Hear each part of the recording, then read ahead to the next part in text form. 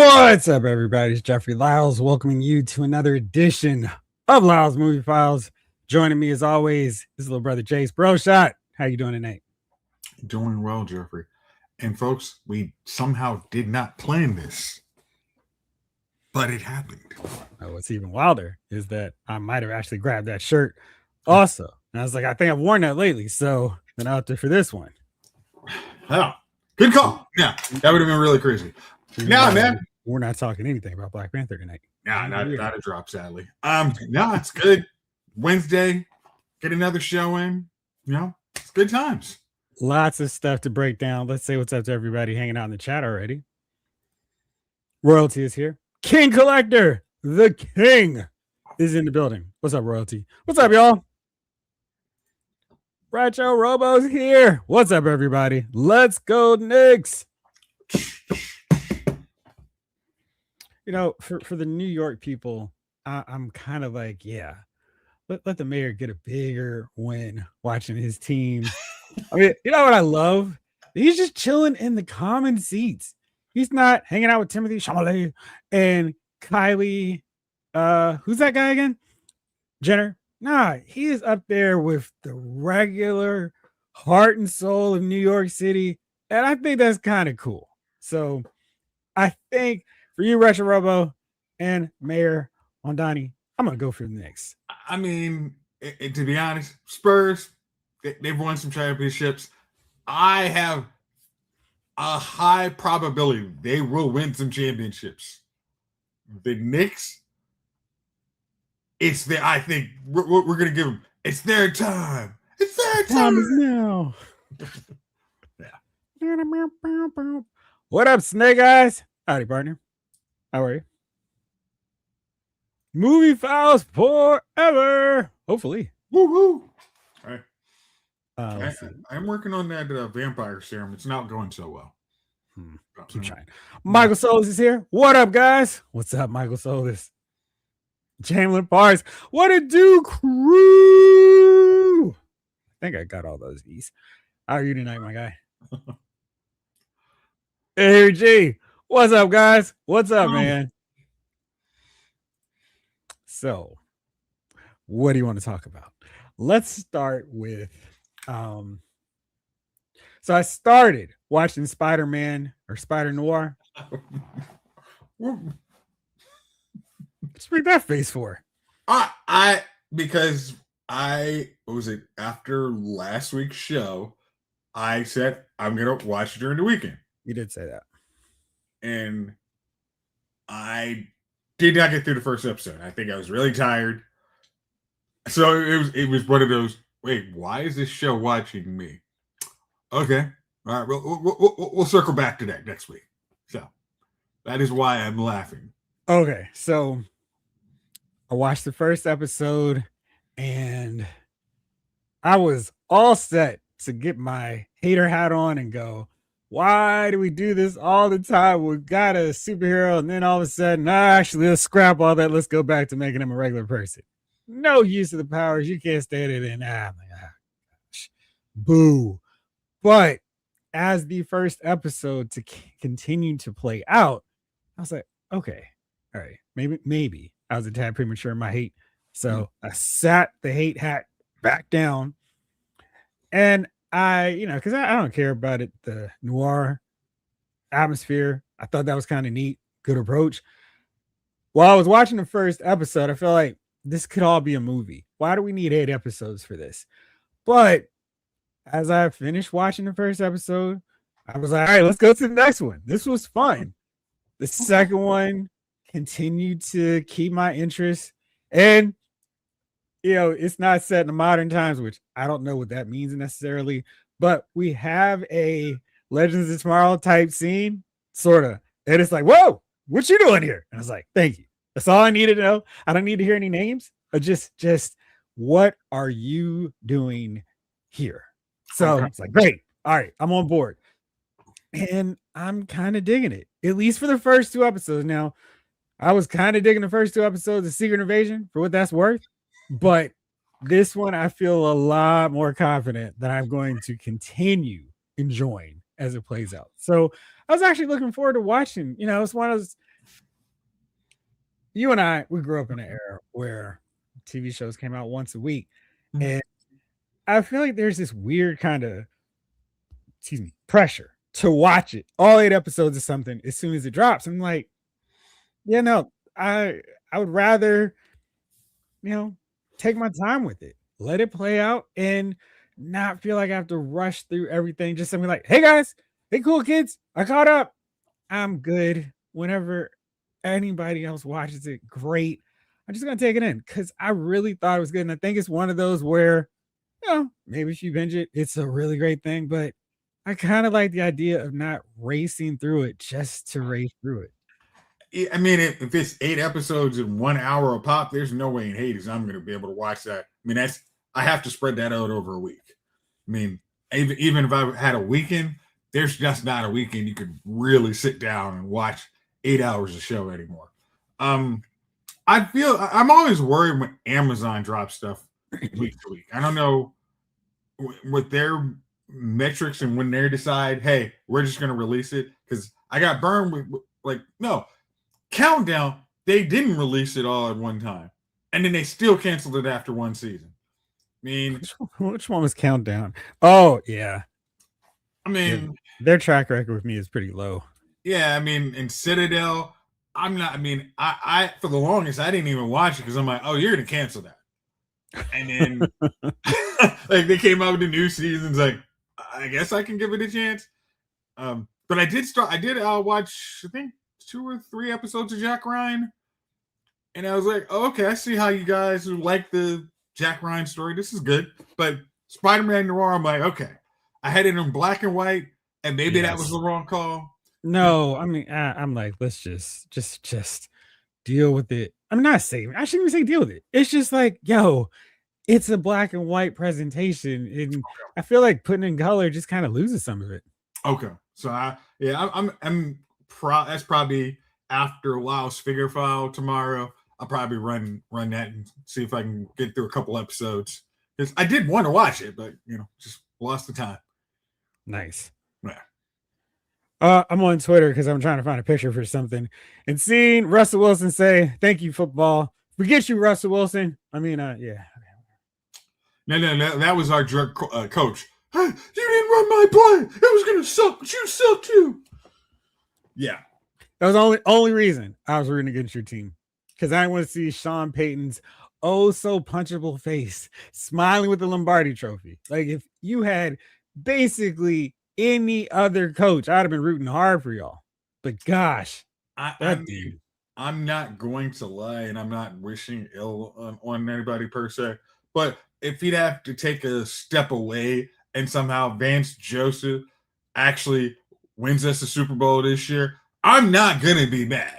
Like, I mean, I think I've got it. I've got it. What you got? I wouldn't even mind if Kevin James was the head coach.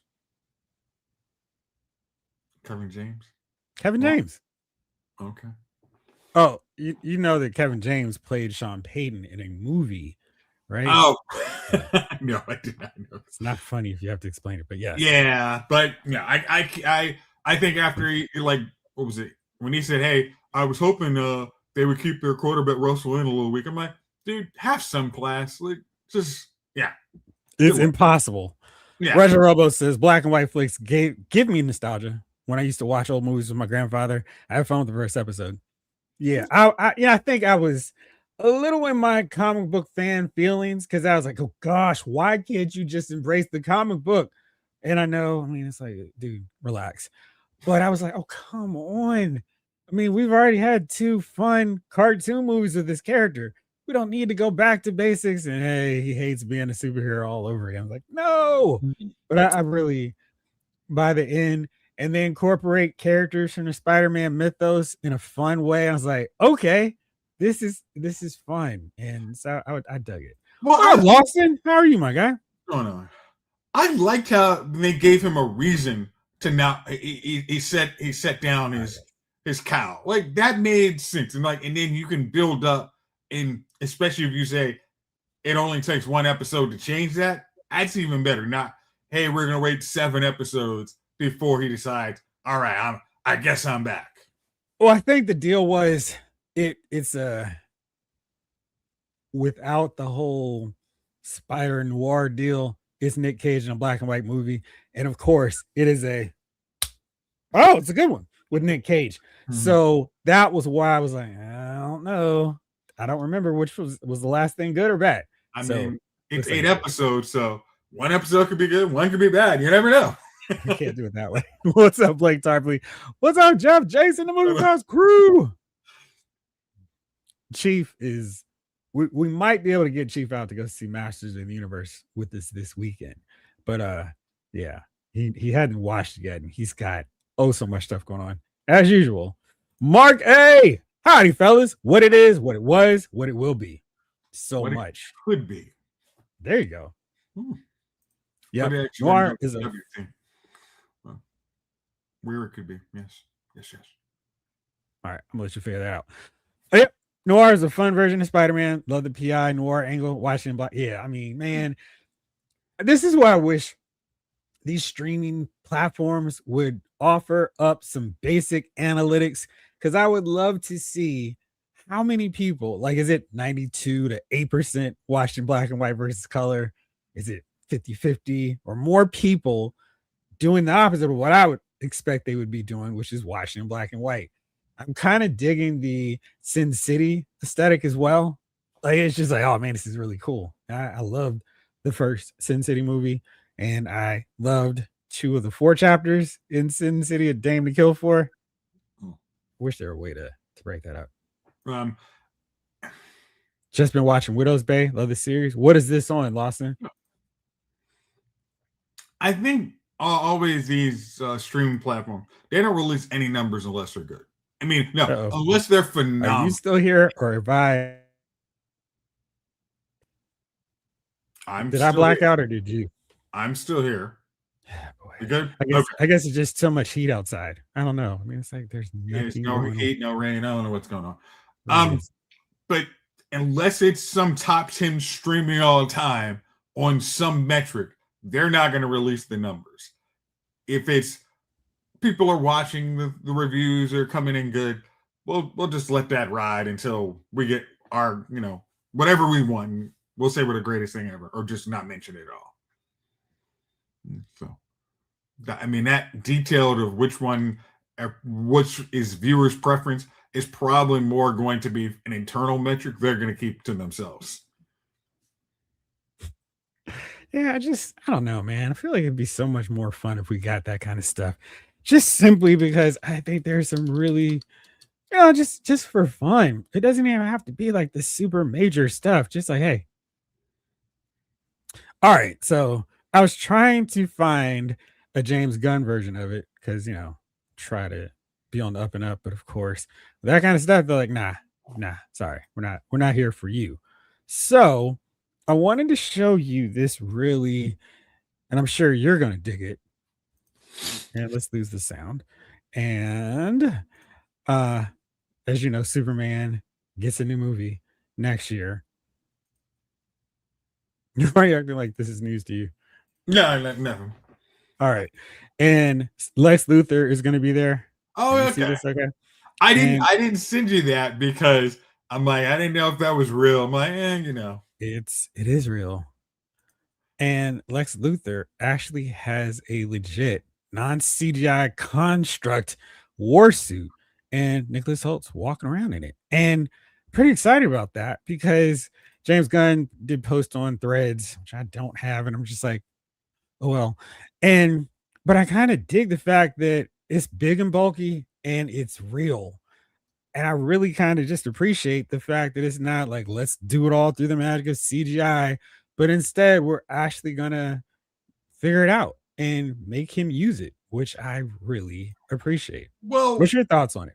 The Lex suits in the first Superman were very, they to me served the purpose of the Lex suit.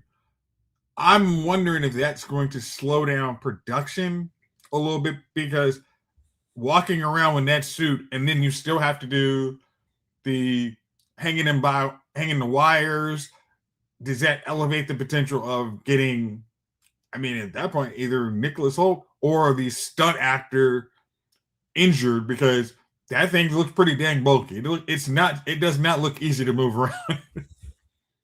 I think they're gonna be okay. But this is from Instagram, which Gunn is on. I Yeah. mean, that looks really cool. I just it's a really nice job. And I really appreciate, something like this where it would be really easy to just do CGI. No one's gonna be like, I can't believe he did it that way. But I like the practical nature of it. I mean, hey, if you want to keep costs down, That's the why. best way to do it is practical. I mean, oh, okay. But Yeah, Apple. I think I might have a press access to Apple TV, so maybe I think they might have been like, "Hey, when we want to watch this show," so maybe I do need to. um, David Thanos, what's up, man? what's going on? Jamlin says I watched the first episode in black and white. I did switch the color a few times out of curiosity. Hmm. Let me see. Did you say anything else? Okay. I think most casual modern fans will watch in color. Only us cinephiles will appreciate the black and white. Yes. David Thanos ready to rumble with Retro Robo. Let's go Spurs and Wemby. Well, I know why you're rooting for Wemby. You got some cold cash on the line. Right move. Lawson says very Stephen King, John Carpenter horror storytelling with actual humor mixed in that works without undermining the horror. That's tricky. Also, Stephen Root is in it, and he's naturally great, creepy, and cool. That sounds like the other title that TLC was going for. They decided sexy and crazy worked out better than great, creepy, and cool. Yeah, Mark Ace. I'll probably go back and watch Spider Noir again in black and white. Was just curious about their colors first. It's that good. Seems like a labor of love for old Nick Cage. And I think when he does that, it's really good. Yeah. Lawson, Luther's suit is giving me Deep Six action figure vibes. So it is possible.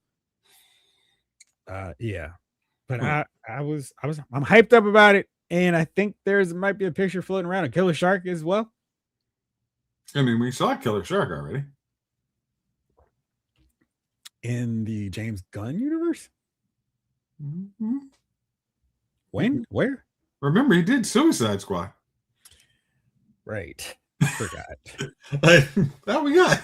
I don't know why I was so confused with this random tail continuity they've got going on here. Yeah, when you were asking, there was the last week, like, what was Idris Elba's characters? Yeah.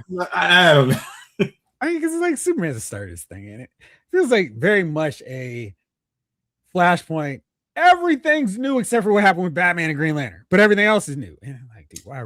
Man, it was unfortunate. They had such great storytelling in those books, but it was like, well, I can't erase it. It's like you got to throw out everything with the bathwater. Like, come on, like just go with everybody. Starts at issue 1 and tell the new stories. And that was the way. And I think James Gunn is probably going to run into that problem. We got Peacemaker, and that counts, but just this part of reshot Peacemaker and not everything. Like, it just makes it more convoluted and complicated, and then people are like, "What?"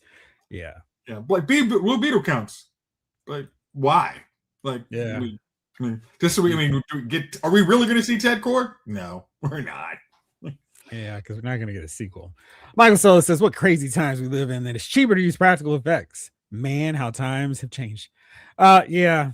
And as long as we can stay far, far away from AI, our movies, that'd be dope. I'm super excited that Luther has the armor. Me too, Lawson.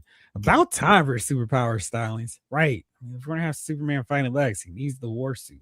And yeah. I mean, it would be a lame. I mean, we've seen so many years of Lex Luthor versus Superman, and it's always, I'm never actually your equal, or even thinking I'm really your equal. Lex Luthor half the time is, hey, I think again, I know if Gunner was here, he'd get on me this, but man,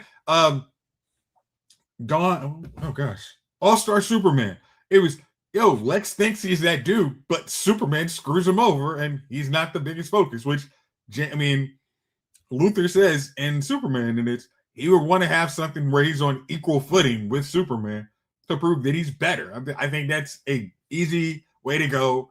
Just, hey, put him in his power suit. They can actually go toe to toe. And I don't want a whole redemption arc for Lex 2 movies in, but we'll see what happens. He needs no redemption. He's Lex Luthor. Lex freaking Luthor. Okay. Exactly. Exactly. Let's see. What else do I want to talk about before the big fun thing? Let's see. Mhm. I really don't feel like there's a whole lot. Yeah. Let's see. All Oh, right. So James Gunn did mention about Superman, Man of Tomorrow, that it is set 2 years from the events of Superman. So he's trying to do a real time thing.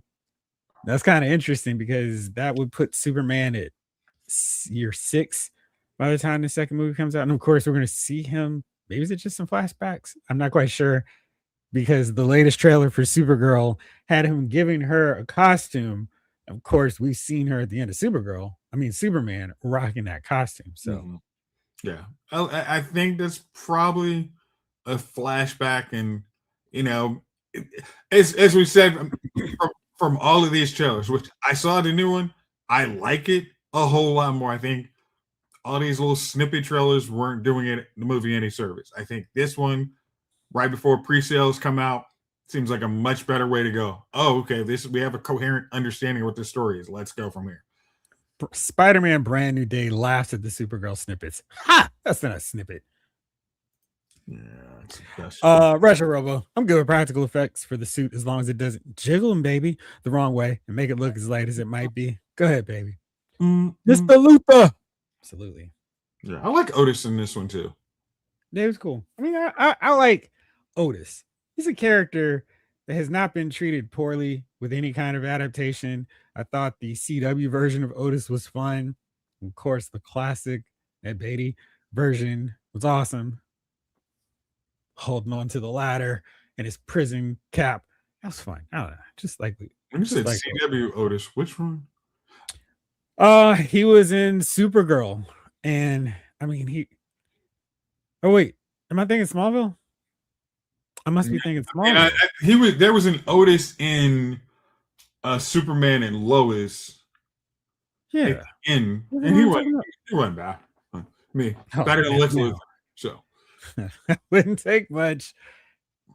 It's just funny because there was a better character that Michael Cudlitz could have played, and I don't know. I just like, what are we doing? Oh, oh, oh, right. That's that one. So it was a Smallville. What is this Otis that I'm thinking of then? Otis wasn't in Smallville. Who is the wow? Are you thinking? Are you thinking of the Otis from Superman? No, it was a younger looking guy. That is wild. Which dude am I thinking about now? This guy. All right, let's see. Let's go to the Superman wiki. And see now I can be surprised alongside you because I'm like, of course, there's gonna be 8 gazillion pop-ups showing up, but let's keep scrolling so I can show you the Otis that I was thinking about. Not this one, you know, not this one. This guy here. He was in Supergirl. Okay, so the CW version. Oh, okay. Yeah, I was like, there was one here. I'm not going crazy, and he was That's in the CW. when you said That's that even wilder that he wasn't in Superman and Lois because I was like, because the dude is right they there. made that I would say decision. I think it was in the end of season 2, almost a throwaway line. Hey, in this world, Superman's the only hero. Like, what? Wait a minute. How did that happen? Because we've been rocking thinking that was the Superman from the universe. Like, I mean, we saw he changed up his outfit a little bit, but we were thinking, hey, he's in the same universe as Flash and all the others. But it's like, no, he's on his own world. It's like, And it's oh, like, why? okay. Why? I mean, at the end it made sense because they weren't going to have any more cameos from Kara and any of the other superheroes because we need to scrap budgets to make bad mergers. Like, come on, Who are going to keep all the characters I already had? lame. Oh yes, got to mention that as well. Let's see. Michael Solis. It's funny everyone talks about what's in and out of Gunn's universe. Gunn himself is saying that. He's like, I need to revisit. I'm like, dude, if you don't know, what hope do the rest of us have? I'm simply go just Secret Wars it. Matt Murdock quote. Pack Rat, what's up? Good time zone, movie filers. What's up with you tonight, man?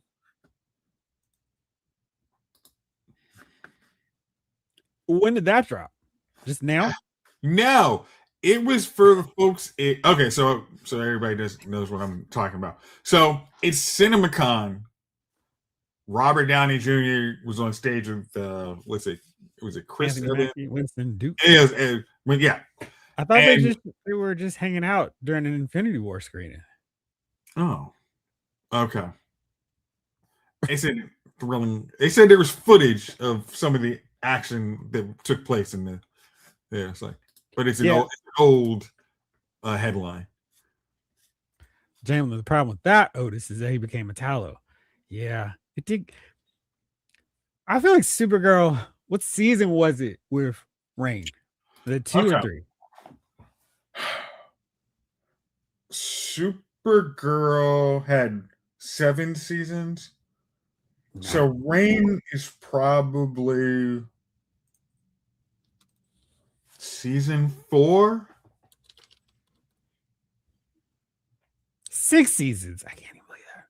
Wow. Yeah, they because they was Rain also the one where they had Season Sam 3. Witwer? What'd you say? I said was the Rain season also did that have Sam Witwer too? Sam Witwer. Let me see here. Darth Maul. Yeah. I was trying to figure out what he was in that. He was I think he was season 4.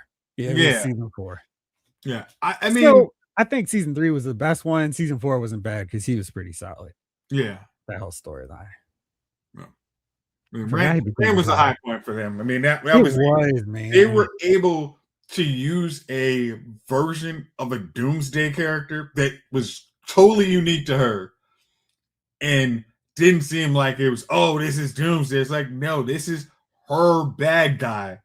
And the witches, it was like, oh, okay, we're bringing a whole new storyline there. We're not just cribbing, oh, I think Brainiac should be a woman. What? Why? Like, we have Kara. Like, Yeah. you literally had a opportunity to use the old Supergirl and you made her a bad Brainiac. Like, what are you guys thinking here?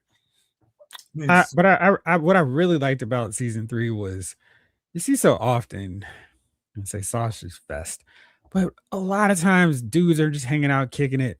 And I felt with Supergirl season 3, that was the first time that I'd seen it play out organically, where it's just women hanging out, chilling, and it wasn't this big, look, it's the women, and they're hanging out, and they're not talking about a dude. I just thought because it was all about friendships, Mhm. family, and it was really enjoyable. And I thought, man, I wish they'd just get back to that over the course. I mean, it was 3 more seasons, and they never were able to capture that dynamic again. And I thought that was one, Legends of Tomorrow was just so goofy and all over the place, sometimes in a good way, sometimes like, what are y'all doing?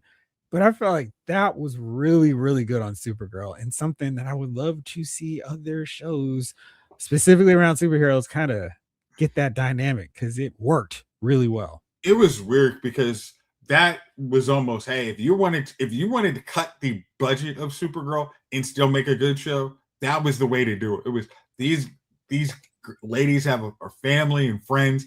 They can actually, hey, we can talk. We're not talking about superhero stuff. I mean, Rain character had a daughter, so she's navigating things. Alex was navigating her life. Carol, it was not overly soap opera drama. It was like, Mhm. hey, we can actually have women talking and it's not beef. It's they actually are enjoying each other's company, trying to deal with like, oh yeah, we're also got some superhero stuff. It should have been an easy lift versus giving all the other randos powers and adding all this other stuff that nobody asked for.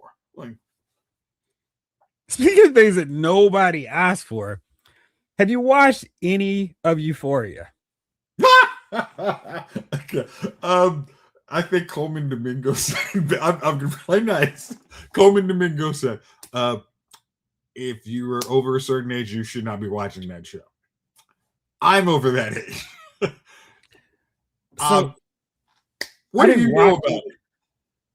It's just all over everything. Yeah. And I didn't watch it because I think a few of my friends watch it, and more so to just be aware of what their kids are watching. Mhm. And But I've been fascinated with all this discourse about season 3 This is season because 3. this is season 3 and the final season. Oh yeah. The fan base on Twitter is largely, at least according to my feed, hated it.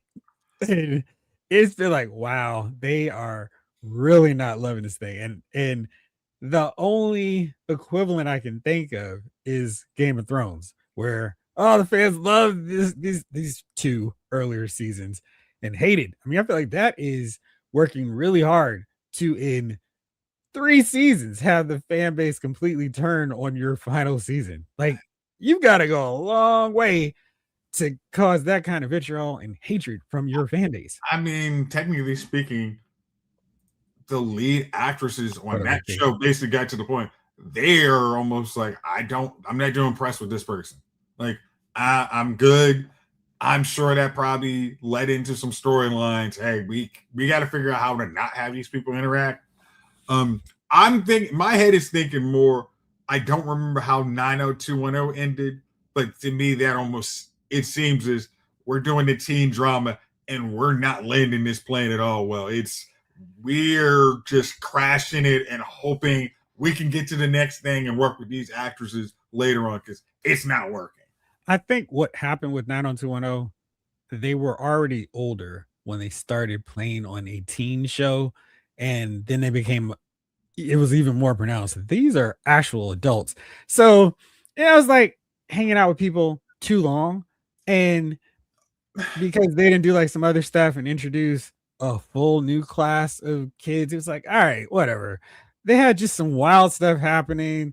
And it was like the Flash deal where longtime staples of the series are like, I'm out before it's done. And I think any show, when you start losing core members and they're like, I don't want to do this anymore, okay, let's wind it down. We can start a spinoff with other characters or whatever, but we need to put a bow on the main show while all our characters are here.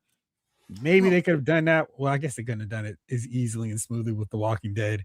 I still feel like Andrew Lincoln left at the wrong time. The show is getting great. I When he mean, was like, I've had enough. I'm out. before I'm gonna say this, Walking Dead should have continued with Carl going forward. Whatever their choice was, they should have figured out if they wanted Carl. But with Euphoria, I think the big problem is their two leads are are movie stars. It was hard to pigeonhole them into a TV show What up, Chief? when Dawson's Creek. Man, I when didn't they watch that had at all. yeah when they had it was their leads were, hey, we got movie careers. You're probably having to fit in our filming schedule according to our movies, and even our second or third tier players are probably on that same trajectory. They're calling their agents like, "Hey, I know this thing is gone. Like, can we get on out of here quickly?" So, yeah, I think they knew they had to leave it. They had to crash it. And from what I saw, because I think some of some of the websites tell you what happens to one of the main characters. I'm like, wow, that's an interesting take on how to do things. They were, and I think from reading, because I've just been fascinated with this outrage. People were upset that Sydney Sweeney's character became an OnlyFans content creator, and her boyfriend on the show is like a loser. And then Zendaya's character, it was like the worst things that happened to every one of those characters. And I feel like most people who are invested in a show, whether it's 2 seasons, whether it's 10 seasons, don't want the bleak and everything sucks for all these people you've been invested in. And I think that's what really happened with this thing. Yeah, because I what's the show? Um, not I think there's an HBO Max show called Stewart Fails to Save the Universe, Mm-hmm. and I think it's a spinoff of The Big Bang. And I think, hey, they Oh did yeah, that yeah, yeah. immediately better. Hey, whatever we were trying to do on The Big Bang didn't work, but we are trying to rectify that later on. You have to, if, especially in our world today, you can't take people's little imaginary hope. It's I need to see somebody's life better than what I'm seeing on mine. You can't go, hey, remember this character that was awesome? Yeah, their life sucks too. Great. Enjoy. Like, no. My escapism has to be escapism, not, oh, shoot, they crash landed in my reality. Sucks to be you too. Right. Man, Pat Rat, I love Melrose Place. I was that first season, very dicey. It was a show that was like, what is going on here? I wasn't quite old enough to feel like this is lame, but I was not feeling it like I was 90210. But the second season, they brought another lively. I'm Oh, like, that was that was a great and I man, that show got so much better, exponentially better. It Who was was the spin-off? Was it Donna? Did she start with 902 Melrose Place? I think they just had a character come through and then, do like a really soft thing, like how they were trying to do with Arrow. Like, here's one character, we're gonna put them on to another one. But Melrose Place was so much better than 90210. Like, there was a point where it's like, yeah, this is just comfort watching. But if I want to watch some entertainment in a true nighttime soap opera, Melrose Place had it covered. I mean, the insanity on that show was great. I mean, when they announced the reboot for that, one's like, there's no way it's gonna be anything close to the original. It was Heather Locklear. What was the redheaded girl's name? Stephanie. No, Kimberly. I thought it was Kimberly. Kimberly, yeah. Oh man, she was. Oh, that was some good. That was a show. Awesome. It's you guys. If you never watched the show, y'all don't know what you're missing out. I almost feel like that one could hold up outside of maybe like dated musical references. Yeah, but man, that was a true great sitcom. Pat Rat, that new show has me curious. Stewart was a character. Oh, Stewart was a character. Pat Rat said it was Kelly who was a guest tie-in because she had something with Grant. What's his name? Grant Snow. Ah, okay. Boy, his character. He was like supposed to be the Dylan on that show. He's like, oh man, gosh. Michael, my guy. Michael was a character. Gosh. He was such a square, lame character. And I'm like, wait a second. We can do this with it. And oh my gosh, he was so much fun. It was when they figured out how to switch Michael's character, like, oh no, he's not a square. He's the shadiest dude in this whole apartment complex. Like Marvin. It does, but you don't want to watch a whole thing, a whole universe of Peter Parkers. Well, that's the thing. And everybody's like, Peter Parker has his own escapism of being Spider-Man. That's why he talks to the bad guys. He gets all his aggression out. He gets to make fun of these guys that otherwise would be bullying him, pushing him around in life. That's the escapism. Right? We all understand that. Like, all right, this guy gets cut loose, fly around New York City. And anybody who's not played the PlayStation game of Spider-Man, you're doing yourself a disservice. That is the most, you will know New York City ins and out. You will enjoy it. Like, hey, I'm swinging around in Manhattan. It's a great day. Like, yeah, just do it. It's a treat. Go ahead and enjoy it. Pretty fun. Now, I cannot. They take it a bit. Yeah, basically, hey, Mephisto, I'll kill off my aunt. Oh. No. I want to get rid of my wife for my aunt. Bruh, I need you to read your own room. That should not be a consideration. And that was really the last time I was reading it all the time. Peter Parker is a bully. He just doesn't use physical means. Yes, he talks trash to him. Love it. But the people he bullies have it coming to them. I can't wait to get the reaction to this because I feel like the chat is going to have opinions and a ton of them.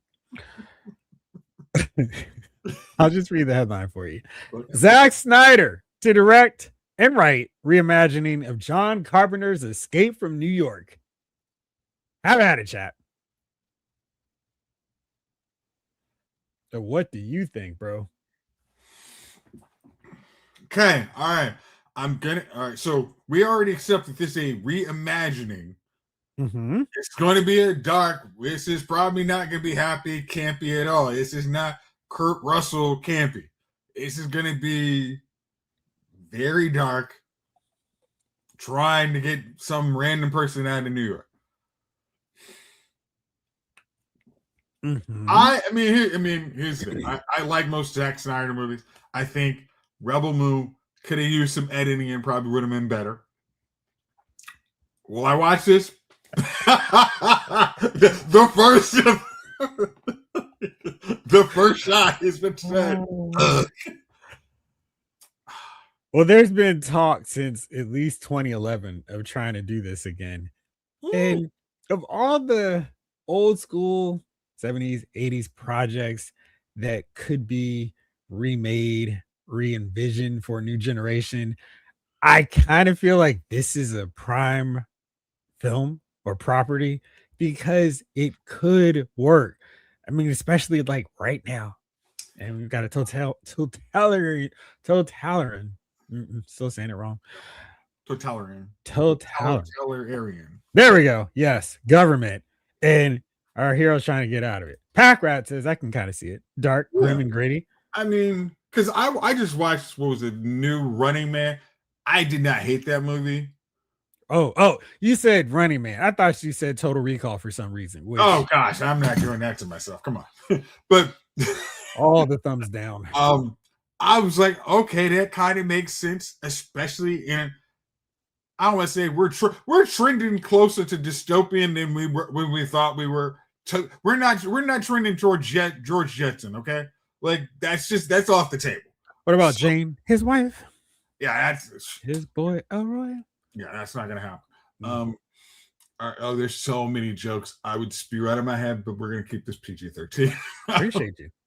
Retro Robo actually really liked that Running Man reboot. All right, so I should watch it. Okay. Yeah. Oh, it is not Arnold Schwarzenegger, but I think it's a good Running Man, a good story. I think Snake Piston in a dystopian universe works. You know, it's New York.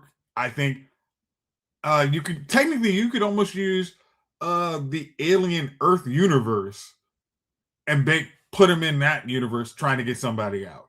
It's the corporations run the country. He's got to get this one guy to another corporation. Okay. Go from there. Totalitarian. I don't know why I couldn't say it before earlier, but I got it now. Jalen says, I honestly think Zack Snyder is a brilliant director. Thank you. I will sign up to your statement because he's done one of my legitimate top 10 favorite movies with Dawn of the Dead. Just absolutely great. And when he's on something like 300, where he can do his slow-mo effect and just do it up the way he intends, it's really good. I really like most of his films. I think where he goes astray are larger undertakings like the DCU and Rebel Moon. I think Zach could have done the DCU just fine. I think if he were the cog in the machine, or maybe even one of the, like if he were the Russo brothers or a James Gunn in the DCU, where he was, carrying out the orders of a Kevin Feige, I think he would have been fine. And that Kevin Feige hopefully would have been able to go, all right, I don't need you doing a hopeful Superman. I need you to do a Batman movie. Because I feel like he could have done a great Batman movie. No problem. Like in Dawn of Justice, Batman has some of the best moments in the whole deal. Like he understood what made Ben Affleck's Batman work, from the I like those shoes to waking up, I don't even know your name, I'm going down a train. Like his Batman was really, and I don't say quietly, but it was really, and I think Warner Brothers like just focus on that. It's like there's so much more good story that you should include on this. Rebel Moon, I feel like sometimes he would benefit from having a stronger writer instead of trying to do all of it by himself, but I like Zack Snyder stuff. Yeah, I like Rebel. I like Rebel Moon enough, but I didn't think I was going to watch a 4 hours director's cut of it. I thought it almost needed cutting to make a good movie. Wait, there we go. Retro Robo says, I like Zatter. I like Zack Snyder as a cinematographer. He has an amazing eye for visuals. Stay off the pen and paper, though. Okay. Did he do 300? He did do 300. Yeah, I mean, writing it. Yeah. Let me Because check. I know he didn't do Dawn of the Dead. That was James Gunn who wrote that. I'm that should have been a partnership that I mean, and they mess with each other. I don't want to say it like they don't like each other, but No, they're buddies. yeah, I think was it. I mean I'm one of the people I like Watchmen. I like the director's cut. I mean I know people are just it's not there. I think now people could revisit it and say, you know what? I think he had something there. He had 2 other co-writers on 300, but he did write in that. Okay. Let's see. All right. Well, so seems like opinions are mixed. He does not want to do heavy special effects. He wants to do it more practical, like Dawn of the Dead, which is now you've got my attention. So I'm curious to see what he does with it. Yeah. Last week, I'm gonna do right now what some people online do not do. I'm going to shine a big. You're probably not going to be able to appreciate this because of the. There we go. There. All right, putting a big flashlight. There we go. On myself. When we talked about the box office and what was coming out the following week, I said, Mandalorian and Grogu is easily going to win the box office. Easily. You fool. Because there's nothing coming out on the box office. I did have a little caveat and said, we'll see what happens with Obsession. Saturday night's main event. Because that made more money its second weekend. That's pretty wild. And I completely glossed over Backdoors. Whatever. It's a small indie flick. It's not gonna stop Mandalorian and Grogu. Oh, you fool! How wrong you were. And Jeffrey Lyles, or no, this is when I'll blame it on Lyles. Or Lyles. Lyles, you were wrong. Lyles got it wrong. Lyle got it wrong. Jeffrey Lyles said no such thing. Lyle, that's right. There we go. I will blame Lyle on that one. So yeah. Let's go. Backrooms. I said Backdoors, didn't I? Backrooms. Open to $81 million. They had a $10 million budget. You know, the interesting thing, I saw previews of that movie and I was interested. Oh, it's Chiwetel's in there. Okay. There could be something there. I never thought that was going to, I thought that was going to have just a little indie, like it's $10 million budget. Oh, it'll come out cool. Don't worry. You'll see it on Netflix when it comes. Oh, yeah, I wanted to see that. Oh, it's on Hulu. Perfect. Didn't expect it to be gangbuster blockbuster. That was so unexpected. Quite. And once again, last weekend, Obsession had another great weekend. It got, let me see, 26.4 million. Did it go up 10%?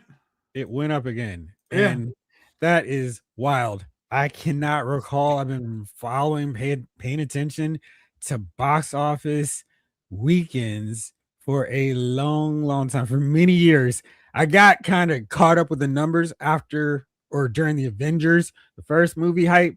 I was like, this is really fascinating. And now it's just like, I pay attention to it. And it is so wild watching how this thing is playing out, where it's just like, what is going on? So Obsession got 27 million. Its third weekend, a bump of 14.3%. That is wild. Backrooms, 81 million. But of course, with these indie films that were released, kind of like, let's throw them out and see what happens.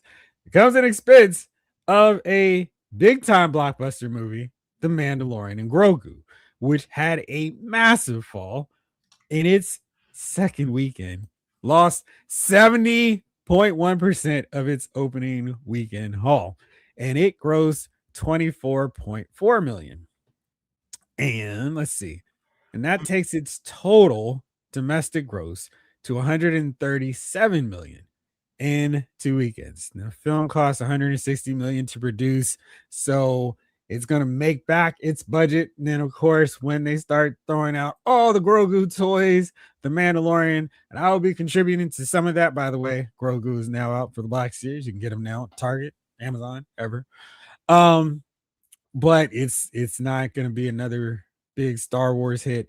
There's all kinds of speculation and people going, ha, ha, ha, you went woke, you're broke. Okay, I would love to be broke with 100. You said that, and I don't. Where are y'all catching woke from? I mean, again, I can tell y'all you've never actually watched a Star Wars film, like at all. Like if you think that, I mean, just the idea that Star Wars is going woke. I mean, just y'all are freaking morons. But I wonder, from a Lucasfilm, do they care? Hey, we spent a lot of money on marketing this movie. Are you going to think of in totality how much? Hey, we aren't making home video sales because we're stupid, but we're going to have it on Disney Plus. That's going to keep people subscribed in 90 days, which I'm pretty sure it's going to find a new life, quote unquote, on streaming as soon as it gets released, because everyone is used to watching this series on streaming, and they are 100%. Hey, I'm going to wait you out. I know what you're going to do. You're going to release it. You're going to make a big event. I don't need to spend. I mean, even though, as I said, I enjoyed it. I saw it. Families, enjoyed it. I'm sure there's some other people. Hey, my budget's a whole lot tighter than it was 5 years ago when we made The Last Mandalorian. I'm going to stay home instead of spending $100 for me and the kids. I'll just make that a good, fun weekend in the house. I'm good. I think a lot of people made that calculus. Apparently so. Alejandro Painter. What's up, Alejandro? Watched it, loved every minute of it. It's a good, solid movie and fun. I really enjoyed it too. And I think I was following a thread on Twitter where people were talking about what was so great about Siskel and Ebert was they weren't claiming to be box office experts and breaking down all the stuff. But I think that is a reality that they did not have to worry about because there was not much online presence about stuff where you couldn't access the information yourself. It wasn't like you could read it in the papers. Oh, Star Wars Return of the Jedi made this much money. Nobody cared about that then. It was just, hey, the movie's fun.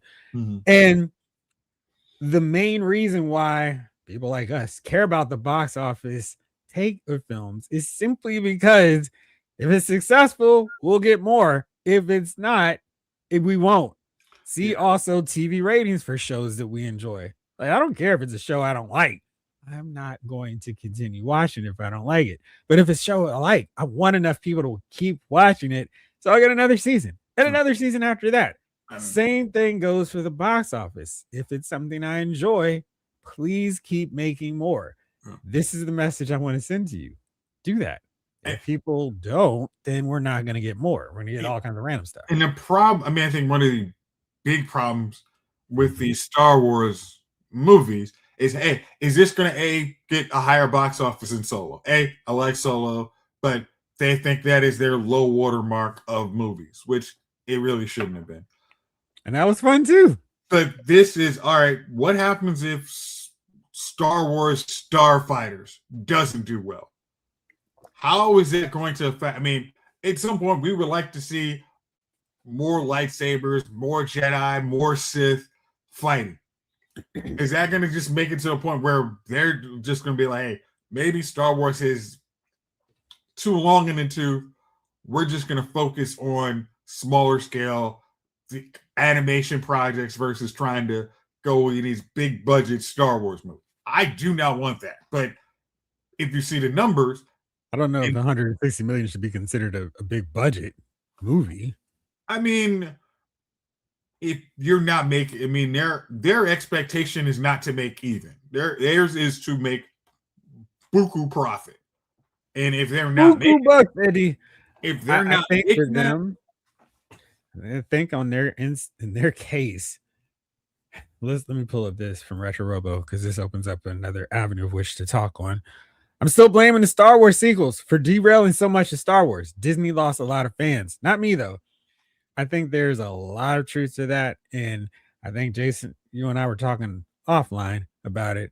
I really think they messed up by just not giving the people what they want, which was a sequel to Return of the Jedi, and you could set it 30 years down the road, and you just feature those characters, and you just I don't know. I think if they had just done an Heir to the Empire sequel, all would be great, and I think they would have had a trilogy of movies that made billions of dollars, and the sequel trilogy did while still retaining the fan base.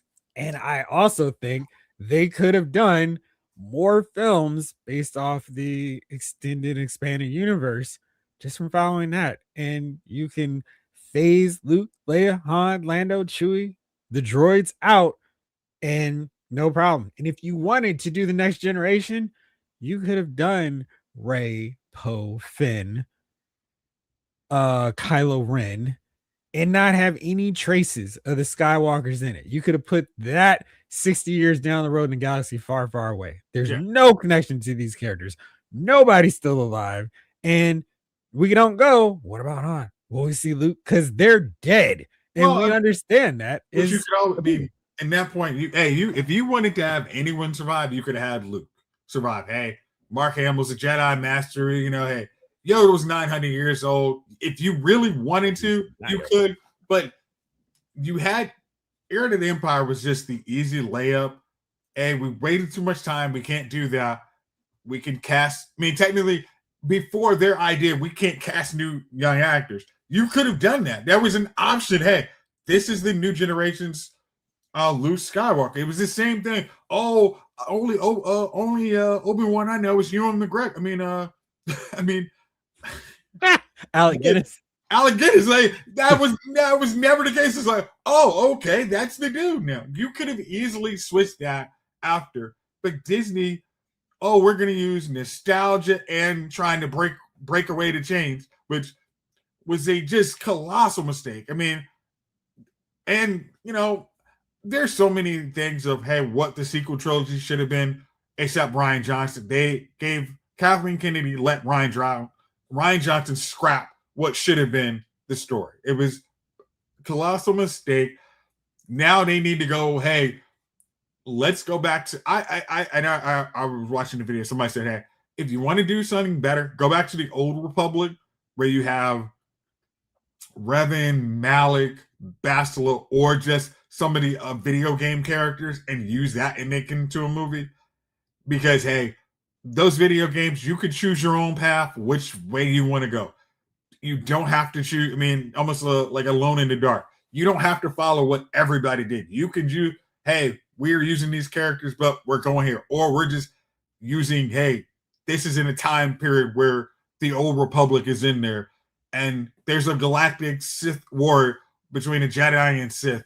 And you make your main character and go from there. I think that's probably the best way to do it now. It's pretty interesting because, and I also think through no fault of their own, there's some of their fault. They had to retreat to Disney Plus. Disney Plus was starting, and we needed a big Star Wars property, and they did the smart thing. Has no connection to Luke, Han, Leia. The Mandalorian worked well. And then they established it as one of the pillars of Disney Plus. And to Jamelin's point, my mom asked if I wanted to go to the movies this weekend. I asked which movie she wanted to see. She said, He-Man. What else is out? I replied, well, The Mandalorian and Grogu started too. Her. Oh, I thought that was on TV on Disney Plus. Shout out to Mama Parks. Yeah. Whole family's still in it. It's nice. Mm-hmm. We learn more about the Parks family every week on the show. Oh, cool. Retro Robo. Yeah, totally agree. Number one, they waited too long. Luke should have been back sooner. Number two, they had tons of great story and expanding universe to pick from. They didn't.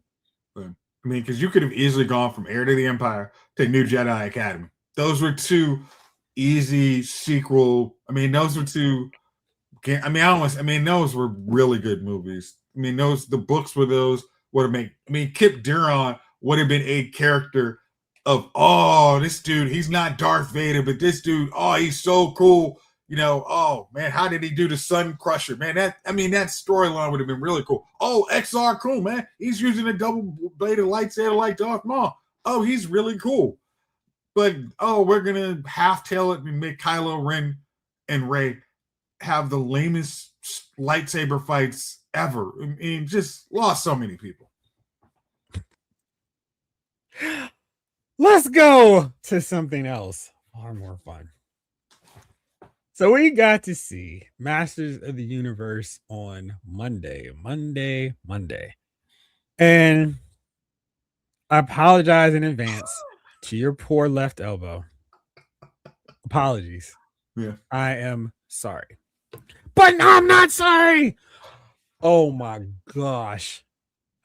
It was just funny. And we're gonna talk about Masters in a full spoiler-free category. We're not gonna ruin the experience for you, but we are gonna talk about it. I hate when people ruin stuff for me in movies, so I'm gonna have that in mind while we talk about it. But short synopsis, thought on it. I've been a fan of a bunch of 80s properties, like I'm sure a lot of you all are. I mean, as a kid growing up in the 80s, we got treated to the best cartoons that were advertising toys. We had the best toys until now, where we get better versions of the stuff we got when we were kids. And it was like, oh man, every half hour there's some really awesome new property coming out. And we've seen Transformers on the big screen in mostly name only. The opening act of Bumblebee, still my favorite live action sequence to Transformers. We've seen G.I. Joe on the big screen as Transformers to varying levels. Yeah. And we haven't seen Silverhawks. We haven't seen Thundercats. And what's another really popular one? Voltron is not even going to theaters. We're going to get it straight to streaming, which is not encouraging because that feels like it should be a big blockbuster. Power Rangers, to a lesser extent, this is not quite an 80s property. Seen that on the big screen. Seen Teenage Mutant Ninja Turtles. Those were pretty decent. And speaking of pretty decent, let's welcome in the man, the myth, the legend himself. Oh yeah, you know him. You love him. Chief, what up? Hey, what's going on? What's happening? Chilling. Good. We were just talking about how all of our 80s properties have not had great movies. And they've just not been treated well.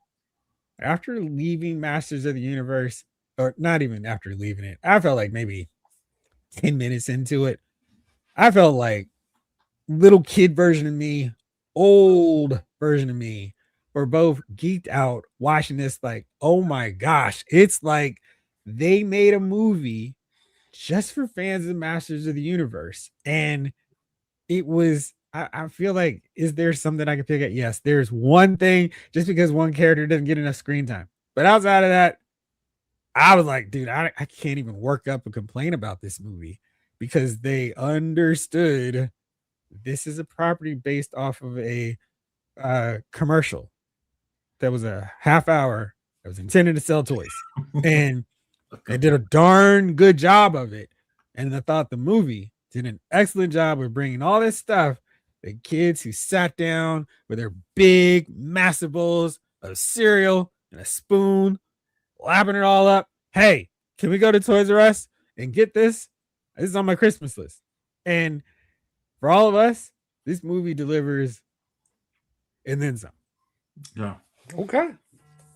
Love to hear it then. Love to hear it. You know what I mean? It's good when they get it right because they get it wrong a lot. I can't think of many times where they've gotten it right. Certainly not to this level. I'm not spoiling anything. Fellas. What's up, everybody in the chat, man? What's going on? Hey. What is up, chat, man? It's good to be back, man. All right. I'm gonna get back to you, CS the director. Go ahead, bro. Okay. I will say this. I will tell you right now, folks. I know how the trailers look on this. Do not think this movie is going to be super serious. Like, that's the easiest way to set expectation. This is not a super serious, down-to-earth, grounded movie. Do not come in with those expectations. This is we are selling an 80s property based on 80s fans enjoying this movie. If you are with that expectation, you're going to be fun and you're going to laugh. If you can, I am not going to guarantee this, but if you watch this movie and you can actually survive this whole movie without laughing 2 or 3 times, like straight up real laughing, I mean, somebody will give you your money back. It won't be me, but somebody will. But you will laugh during this movie. You will enjoy it. It's really good action. But yeah, I think it is worth your dollars to see this in the movie theater. When does it drop? Friday. Well, actually, not Friday. Tomorrow, right? Yeah, that's always kind of dicey. I mean, yeah, Thursday. I don't know what time the shows start, but yes. Yeah, there might even be some previews today. Amazon had reason when they started trickling in saying, "Hey, I think we got a good movie here," and they had the test reviews saying, "I think you got a good movie here." I think I agree with those test audience that this is a good movie you'll enjoy watching. CS, the director, says Motu has always been kind of silly, and this movie captured it. Leto nailed it as Skeletor. This is fun and meant for He-Man. Did not as the Joker. I mean, this is so wild because I've watched Jared Leto in a bunch of stuff. I've been kind of mad on him. Like when he won his Oscar for Best Supporting Actor, I was like, all right. I mean, sure, I guess. I didn't feel like that was a particularly strong performance, but man, this is by far my favorite performance of his. It is wild because you never see him.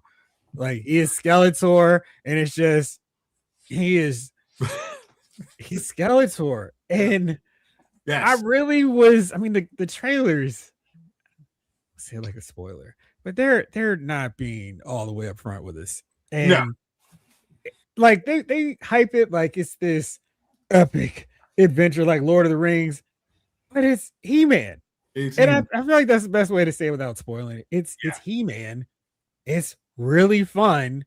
The characters don't act in a way where you're like, what's going on? And if they do have some like, I don't know if that's the way the character should be, it makes sense. And it's just like, oh wow. Yeah, at the end of the movie, I said this was my favorite Jared Leto performance. Okay. I mean, because he was out of all the great ones he's given. That's what's up. Yeah, I mean,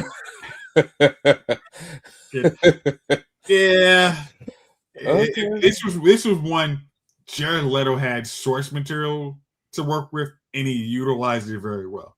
He didn't. Oh, I think I'm gonna do something different. It's no, right here. All right, this is your 2-step. Right here. Like, don't go out here. Like, right here. Yeah, I mean, he was.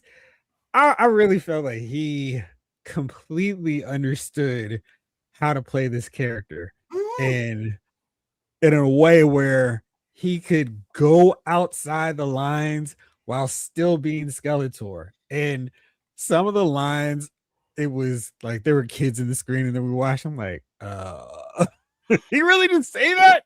And it is hilarious. Like it's stuff where, of course, 50, 40-year-olds are gonna be like, that was funny. The little kids, they're not even gonna register this stuff. A lot of the stuff, that's a good thing. The jokes are a lot of the jokes for the adults, and they're gonna laugh. Kids like, what are you laughing at? Nothing. Settle down. Retro Robo, but I need that cackling laugh. Does he try to pull that off? All right, I'll say it this way. There's no character in this deal where I was disappointed with how they were treated in the movie. I felt like every character they did right. So if you're a fan of Fisto, if you're a fan of Ram Man, if you're a fan of Mechanic, you are covered. And they do right by all of those characters. So if you're like, and again, there's one, and the only reason I would say, oh man, it's just because that character needed more screen time. It just more time to be that cool character that they are, but when they have screen time, it's like, yeah, that's how this character should be. Oh yeah. Also, heads up, there is a post-credit scene. Oh, okay. 3 post-credit scenes. So all the more reason to go back out this weekend. Josh, did we see 3 post-credit We scenes? saw 2. So there's one more. I can't vouch for the third one. The immediate post-credit one was, I feel like this is going to be a movie you're probably going to need to see more than one time, simply because the audience might be reacting too loud for you to hear some of the stuff. CS, the director, says Mattel and Travis Knight knew their audience to deliver it in live action, especially for the fans. And I felt like we were starting to see a little bit more of that with the costume designs, where it's like, oh, you have color on Trapjaw's outfit. And oh, look, Man at Arms is rocking green and orange. Huh. And like they go from one level of fan service where it's like, cool. And then they take it to another level. It's like, oh, you guys really are fans. And you understand all the nuance to this thing. You know, it's gonna make me I got my bag of He-Man figures. It's gonna make me take them somewhere and get them repaired. Hey. Hey, Chief, I feel like you're going to just be like, yo, this is great. Because it's really absolutely not this deal of let's totally misunderstand what this property is. I feel like we see that so often. Like Michael Bay was like, oh, is this gonna be this massive realistic gears, and I'm gonna show a bunch of humans that you don't care about, and Megan Fox. Well, at the very least, with that movie, I mean, Michael Bay was, hey, I can't have all these Autobots and Decepticons because our budget would be way too expensive. So we have to dumb it down with these humans that you don't care about. But of course, his sin was, hey, can you make the Decepticons look like they're anything besides just gray little blobs? I mean, Megatron should be a free. I mean, how am I not understanding who Megatron is? Starscream, Skywarp, like all of the Jets, criminal that those weren't actually. You couldn't see this, but in this movie, there's no who's that. You're not gonna have that. It's who's that? No, you. Oh, that's okay. I see what y'all did there. Oh wait, you're not even gonna say I see what you did there. That's who that is. You're not asking interpretation. It's that. Oh man, they did him right. Cool. Yeah, it's you see this all the time with the taglines. The most fun you'll have at the movies all year. No, this to me is we're 2026. This is one for sure. Like if I were to just, maybe we can make this a topic later. Like the most fun you had at movies since you've been an adult. This is easily in the top 10, probably top 5, just because I felt served as a fan of this property in a way that even the MCU stuff hasn't done. Now, if Mandalorian season 2's finale was in the theaters, that would be number 1. Yeah. But since it's not, that would be on my list of just like full geek out moments. But this one is, oh yeah, I love Masters of the Universe. Everybody involved with this love Masters of the Universe. And Chief, I remember when you were getting on Goat Man. You remember bashing him?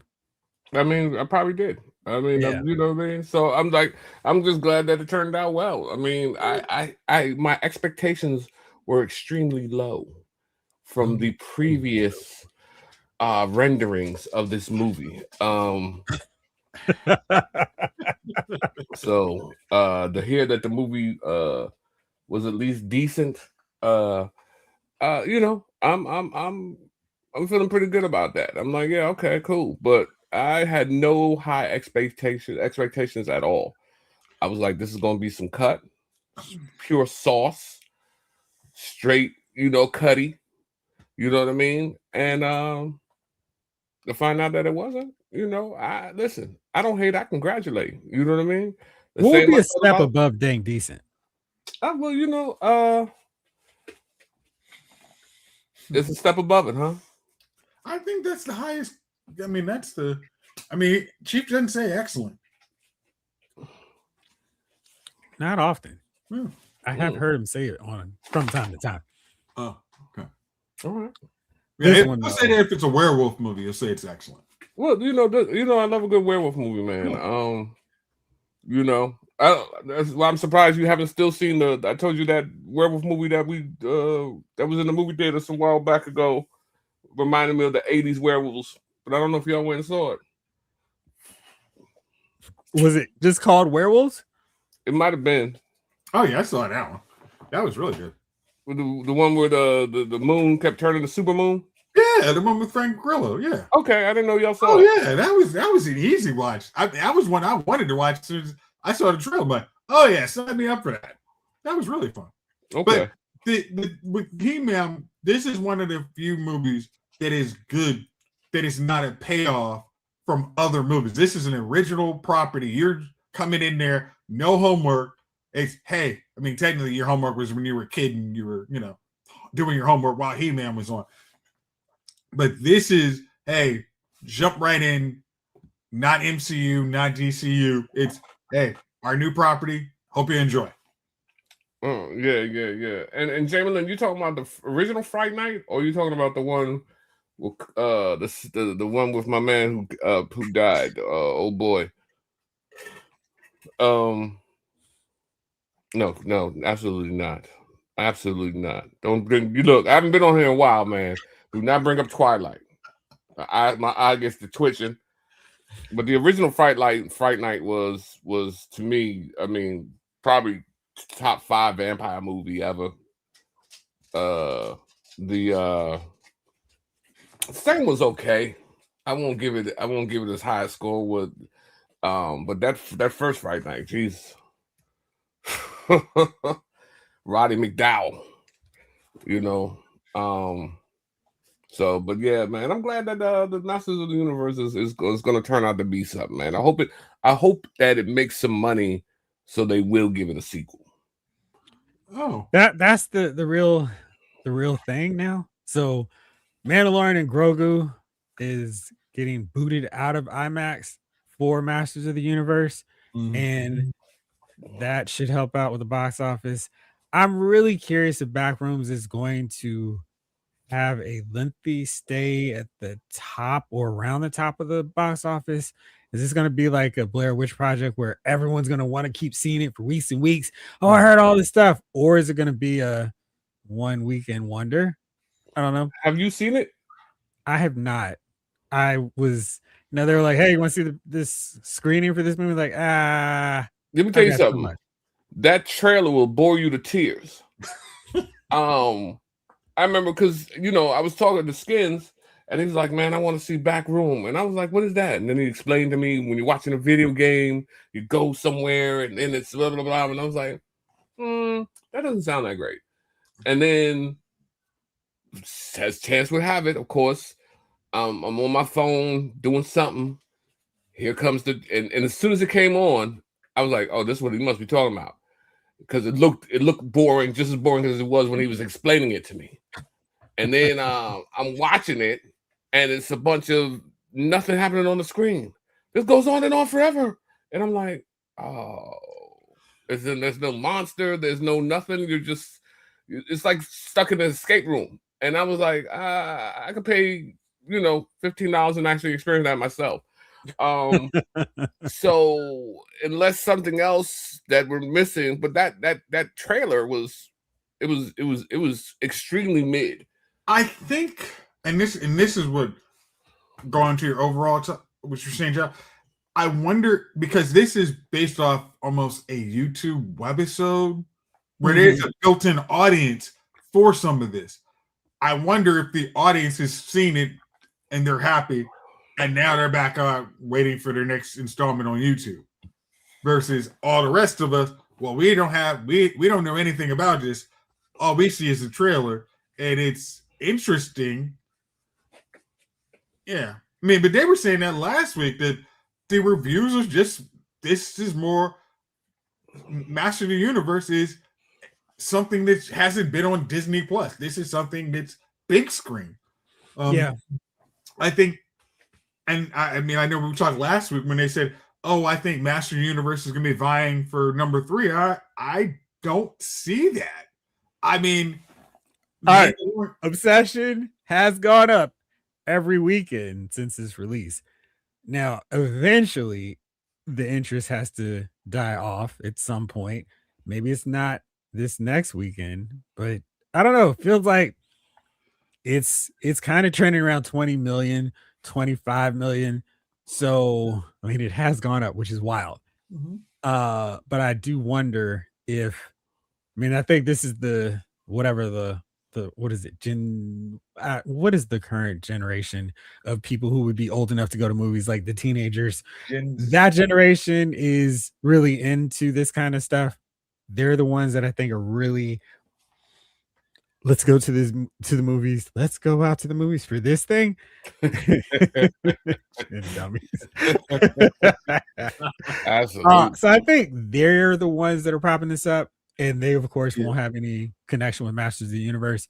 I think it'll be an interesting showdown. And surprisingly, Backrooms and Obsession didn't cannibalize each other's audience. People went to see both of them, but I am curious if there will be a drop off with these two films as a new non-franchise film that's been around for 5, 10, 30 plus years makes its way to the box office. King Collector asked an important question. Does it need a sequel? Without spoiling anything, Master of the Universe was set up to have multiple groups and factions of villains, the Evil Horde, the Snake Men, and even if you decided we're good to not Magneto, Skeletor, and just have him in every movie, you could go to them with no trouble, no problem. So to me, based off everything they did with this first one, I will be really not hurt. I'll be really disappointed. Maybe more disappointed than any movie that gets a one and done. Yeah. Like, I really love Dread. I'm okay with it not having a sequel if that means I can get a Masters of the Universe sequel, because there's so much with this. Like, they put a ton of characters into the movie, and there's still a ton more they can put in. There are two core main ones, and from the trailers, from the posters, I'm sure you know which two I'm talking about. They're not in it, so we could absolutely see them in sequels if we just focused on Skeletor's crew. So there's plenty of room. Like with Skeletor's gang, they could do a straight up trilogy. And then there's like spin-off possibilities because of all the characters you already know in Masters of the Universe. So I feel like as long as this connects with enough of the core fan base that would want to pay money to see this, it should do well enough to get a sequel or two, hopefully more. Okay.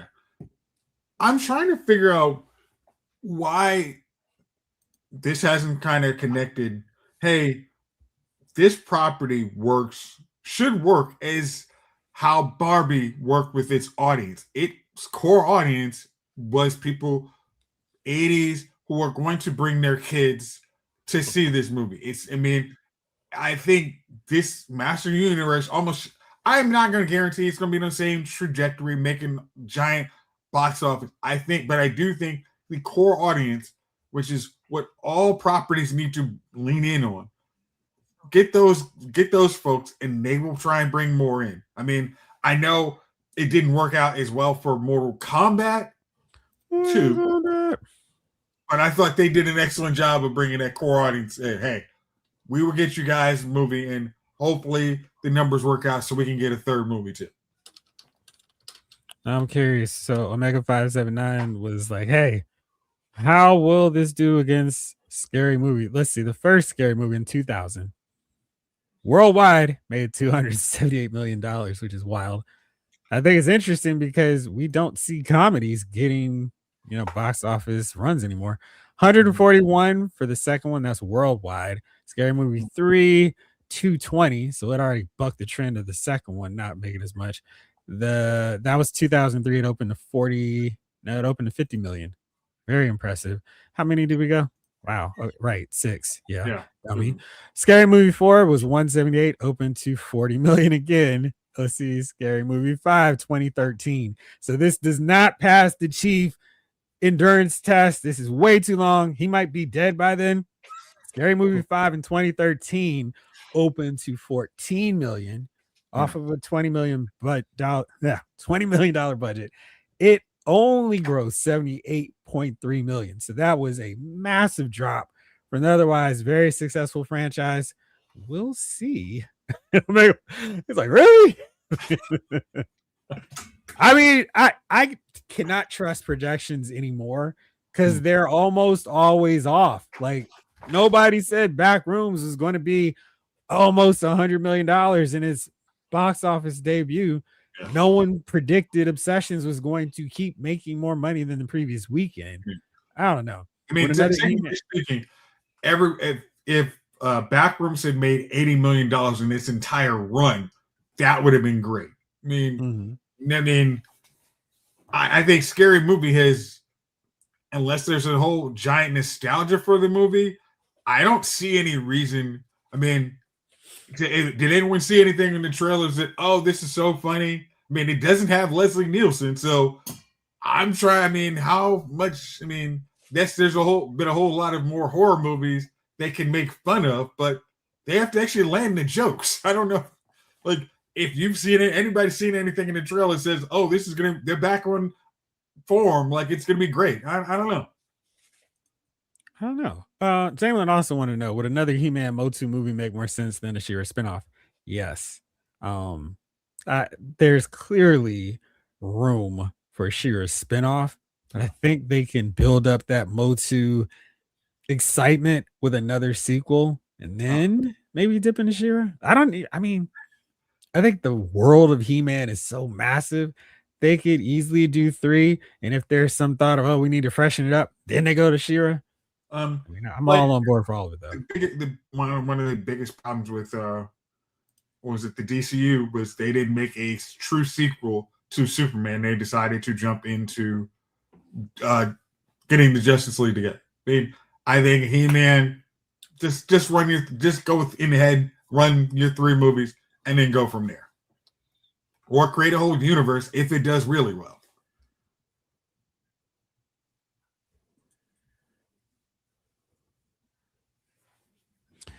Okay, let's see this. Now, of course, it's Reddit, so take that under advisement for all of your your news. According to television stats, Motu had the 3rd highest buzz score as of June 2nd for films online, now putting above Mando and Scary Movie, under Backrooms and Obsession. So that's kind of interesting.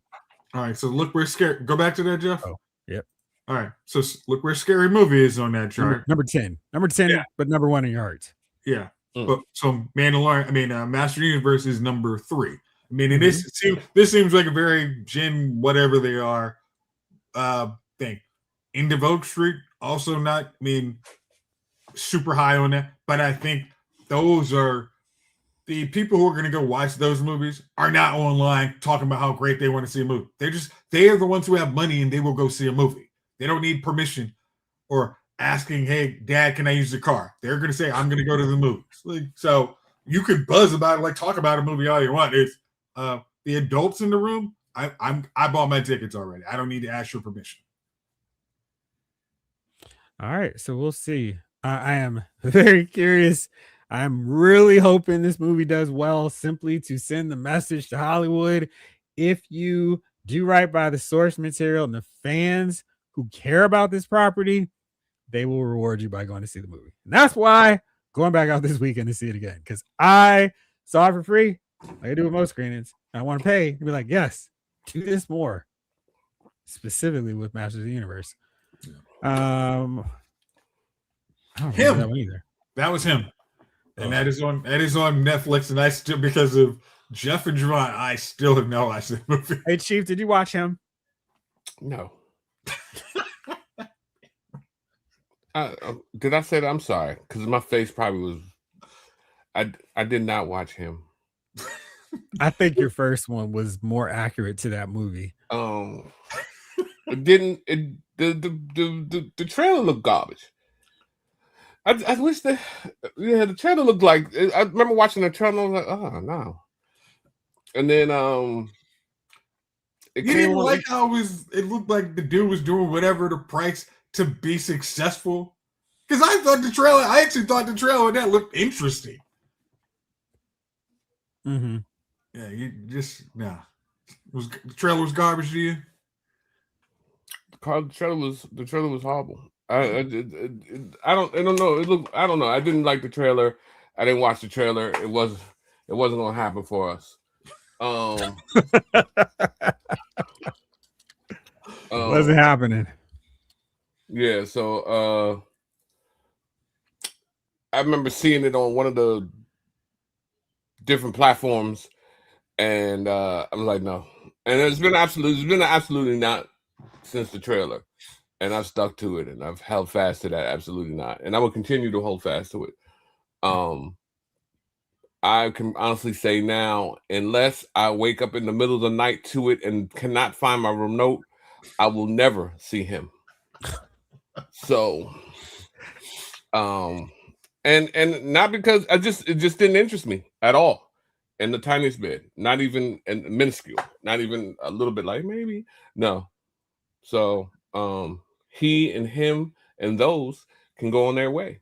I will continue to enjoy my life without the knowledge of what that movie probably wasn't or would ever be. So, Jeff, what did your review on Lyle's movie file think? I hated him.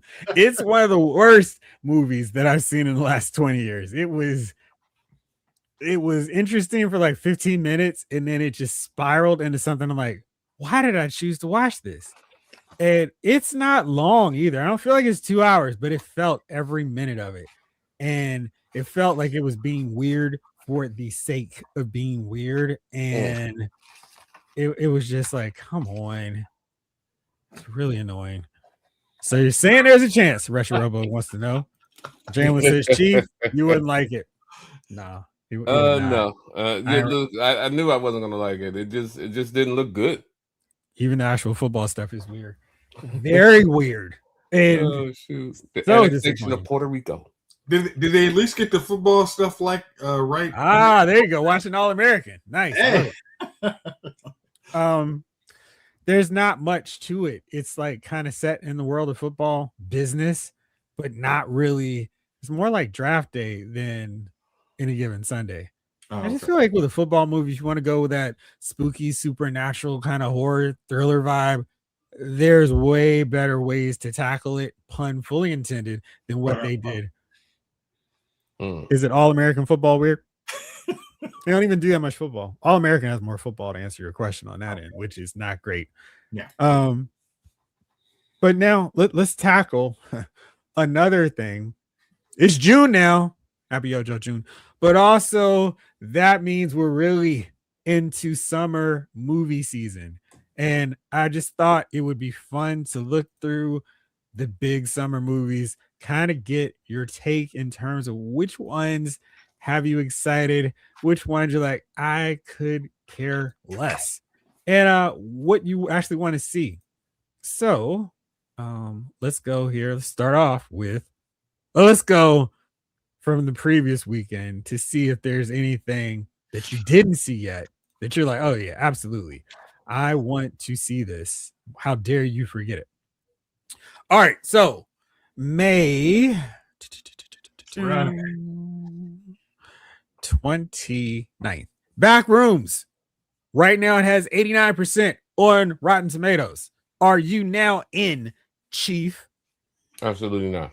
Absolutely not. Jace? Yeah, I'll go watch it. All right. I don't know if you've watched a movie in 2026 in the last few months, but have you seen the trailer for The Breadwinner? Mandy Moore, comedian Nate Berzingis, I think is how you say his last name. No.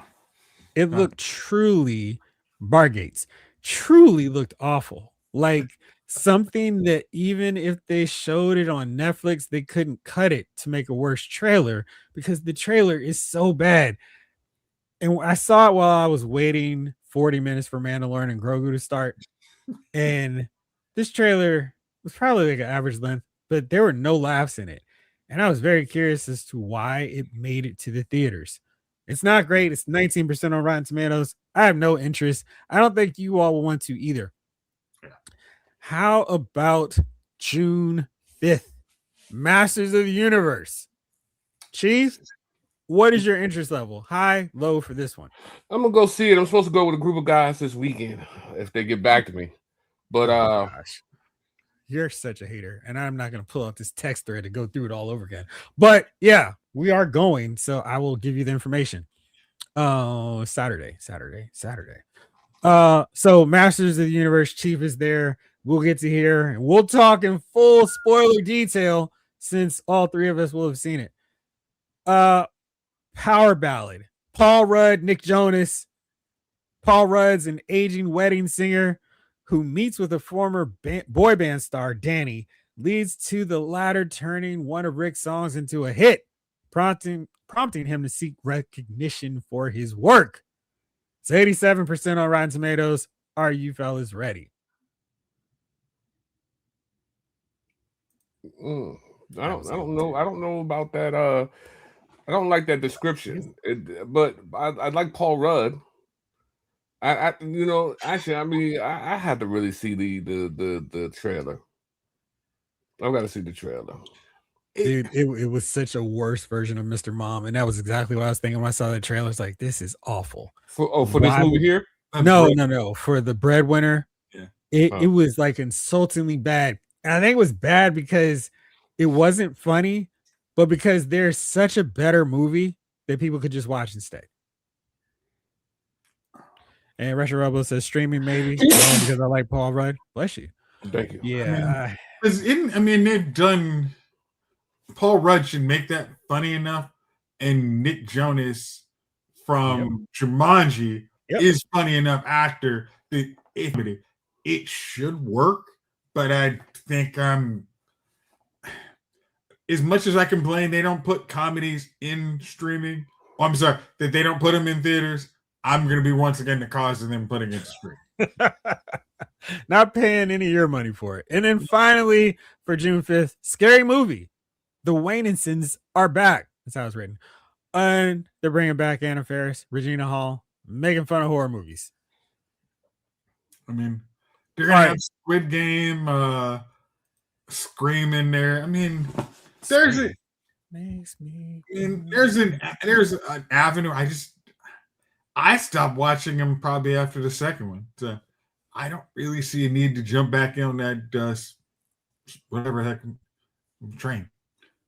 See, it's interesting because movie tickets are no longer $375 with a student ID. It's kind of like this movie really needs to be worth seeing on the big screen. And last week we said they're rom-coms, and I think are still worth getting to theaters because there is an audience for those.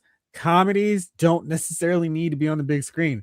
Like Hangover, absolutely. Love seeing that in the theaters, listening to everybody laugh. It's a communal comedic experience, but I don't know if everything is like that. Maybe Scary Movie will prove me wrong, but I'm kind of lukewarm on it. Next up, June 12th, Disclosure Day. Steven Spielberg has given us very little information on it, but it's Steven Spielberg, and I think I'm very interested. How about y'all? Again, I don't know what it is. So Emily Blunt and your girl, Emily Blunt. A thriller about humanity's collective response to an alien invasion, focusing on a handful of characters who may be more connected to the event than they realize. Okay. I'll do an alien movie. I mean, I'm not so I'm excited to see, but we'll see. Yeah, we indeed will see it. Let's see. Rick, bless you. Snake Eyes. Yes, I'm gonna watch Scary Movie 6. Roger Robo, Spielberg alien movie, definitely streaming. King Lecter. Yes, I've been waiting for Disclosure Day. Yeah. Nice. I mean, that Disclosure Day actually had a decent trailer campaign. It's Disclosure Day. You're like, wait, what is this? Steven Spielberg. Okay, I'm more interested. Then you saw Emily Blunt and kind of, hey, there's something going on. And then you see a couple of these action scenes. Is, oh, okay. And then it's like, hey, alien invasion. Oh, okay. I'm excited. Yeah. All right. Next up is the next movie that I am most excited about for the rest of the summer, The Furious. And if you've seen a second of the trailer, this looks like all the best parts of the raid. And all I'm hearing is it's a great action movie, maybe one of the greatest action movies ever. And Joe Taslim's in it. I'm like, great. I don't need to know a second more of this movie. Sign me up. I'm ready to see it. Yeah. Yeah. I think everyone who's seen the trailer of that who likes action movies like, take my money. Yes. Going into the theaters. Chief, what about this one? The Furious. Have you seen the trailer? Interested? What is it about? Gritty, explosive martial arts film centers on a father who teams up with a journalist to rescue his daughter from the criminal syndicate who kidnapped her and may have had something to do with the disappearance of the journalist's wife. What? Oh no, don't worry. That's the one you're talking about? Looks like action pack. Yeah. I love a good. I love a good karate movie, but or fighting movie. We'll see. Like I'll go see. I mean, I'm open, man. And we're going through. We're going through the different movies, and it's funny because I streamed the horror movies the other day, and almost every horror movie I was in for. So these regular ones sound okay. Chief, check the private chat. Jace just sent it to you. Or send it so you can see it. Next up, June 19th, The Death of Robin Hood. Hugh Jackman stars as a legendary outlaw. Life is an outlaw. In this loose adaptation of a 17th century ballad in which Robin Hood reflects on his life as he lies in the care of a mysterious woman, played by Jodie Comer, after sustaining a mortal injury during a battle. Bill Skarsgård is also part of this one. I like Hugh Jackman. I don't know if I really am interested in seeing old Robin Hood. I am interested in it though. How about you? Saw the trailer for that. I'm probably not going to see it in theater, but if it's good, I will watch it at some point in December. All right. Yeah. Toy Story 5. I'm down. I mean, yeah. I don't feel like I need to explain too much. I also saw that trailer. How about you on that? I have not seen the trailer for it. I was 30 minutes late to seeing Mandalorian Grogu, and I still didn't. I still saw some trailers, but it was not that one.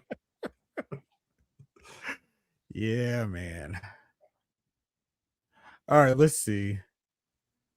Next up, June 26th, Supergirl. What are you thinking? Excited? Yes or no? The final trailer, when they actually have released their pre-sale, a much better trailer than everything they've thrown out. Everything else was just a hobgob of just ugh. We got scenes in the movie. This one is actually a much more gives me a coherent story of what I might be watching in this movie. And I think I was going to go see it, but yeah, like I want the DC universe under James Gunn to continue, and I think this movie should be good. So I'm going to go see it. July 1st, Minions and Monsters.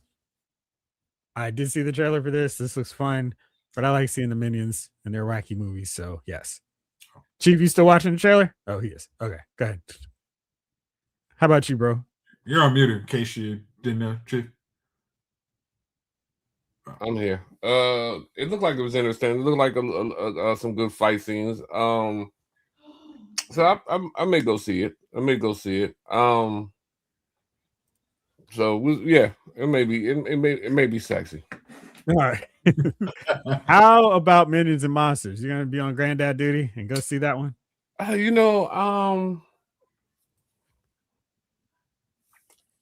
don't know if I've ever seen. I've seen what's the guy? Gru? I think I've seen a movie or two of his, but I've never seen a Minion movie. Just like I've never seen a Toy Story movie.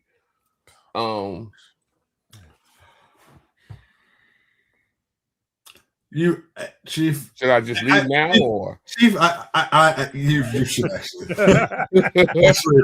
You've actually made it right. I think, especially now in life, you probably would really enjoy watching Toy Story. I think you. I mean, I think once you watch one, you will watch the rest of them and be very happy. You know, I guess, man. You know, it's. I don't know. I think I never felt comfortable as a grown man going into a Toy Story movie theater. Right. I always felt, that weird guy who be at Chuck E. Cheese with no kids. I didn't want to be that guy. You know what I mean? Like, man, I know you ain't come just for the pizza. He's just sitting in there. So I never got to watch it. So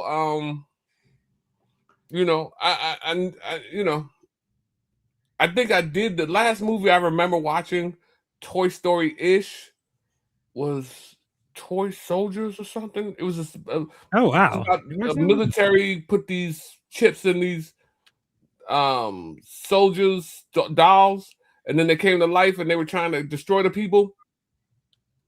Mm-hmm. Yeah, I kind of remember that. I think that's a long time ago, man. I think that's why the benefit of Disney Plus is you can actually watch some of those movies that you wouldn't have. I mean, that you might have felt uncomfortable watching. Yeah, because like I remember watching Big Hero 6. I thought that I don't know why that hasn't gotten the sequel. Hey, yo, Chief, you weren't that old 30 years ago. And it's like how we are laughing. 30 years ago, I was an adult. So you weren't that old. You wouldn't have been the creepy old guy. You wouldn't have been that creepy, dude. I was always Small Soldiers. There it is. So I was always that's just no. I wasn't gonna do it. Yeah, like because what is it? Disney Plus, Chief. Incredibles. That's one of those. Hey, easy. Watch those Pixar movies. But I think I went to. When did the Incredibles come out?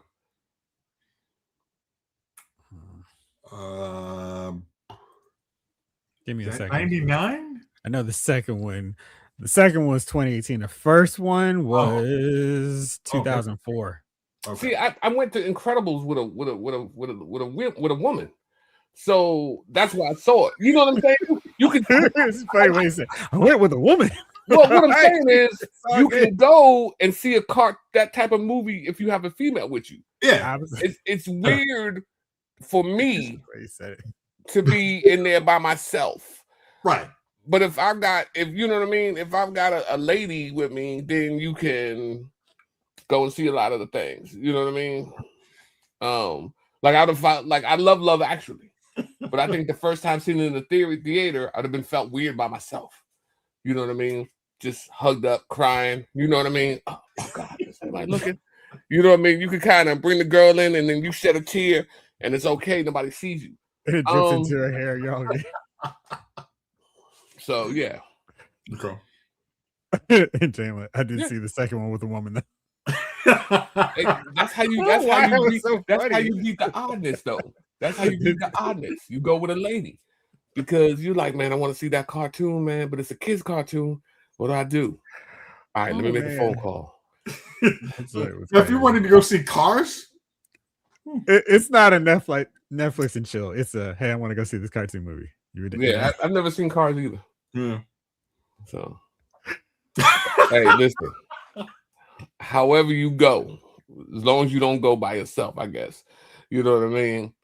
I just oh man, I don't want to be that guy. There you go. I'm going to read off a few more quickly. Let me know if any of them strike your fancy of movies you want to see before we get to the Dummy of the Week. All right. The Odyssey, Christopher Nolan, Matt Damon, Spider-Man, Catwoman, and Batman. And fake Loki. Yeah. What'd you say? Mary Jane? Yeah. No, Anne Hathaway. Robert Pattinson, Tom Holland, and Matt Damon. I think Zendaya is in it too. Matt Damon. Actually, Nakia from Black Panthers. Yeah, everybody's in this movie. Yeah. Well, all right. So yes, do you want to see it or no? Yeah, totally. All right, Chief. Of course. Now, assuming you can line up a woman, do you want to see Moana? Who? based Live on the action Disney- Moana. Oh, yeah. All right. Yeah, I'll go. Okay. Now, this one is a Netflix movie. This sounds perfect for Netflix. Tim Story is directing it. I actually think this premise is pretty funny. It's called 72 Hours. Kevin Hart stars in this comedy about a 40-year-old who is mistakenly added to a group chat full of 20-somethings planning a wild bachelor party and chooses to join them.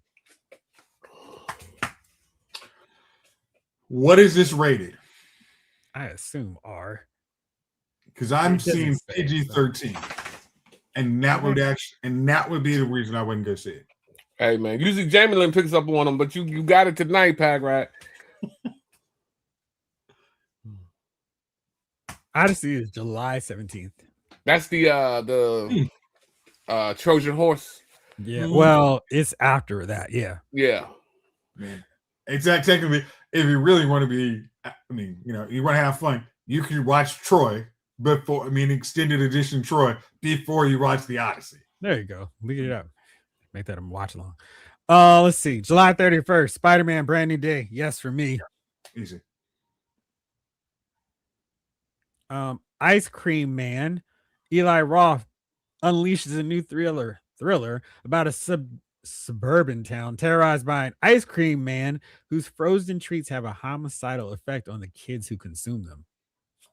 I'm intrigued. Serial killer? No, Iceman was a hitman. That sounds interesting. Yeah, can't wait. Doesn't sound very enthusiastic, Chief. I thought that'd be more your bag.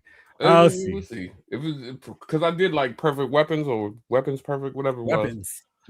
Weapons, yeah, okay. Super Troopers 3. Yes, I'm gonna go see. Who? Super Troopers 3. Man, Super Troopers ain't over with. No.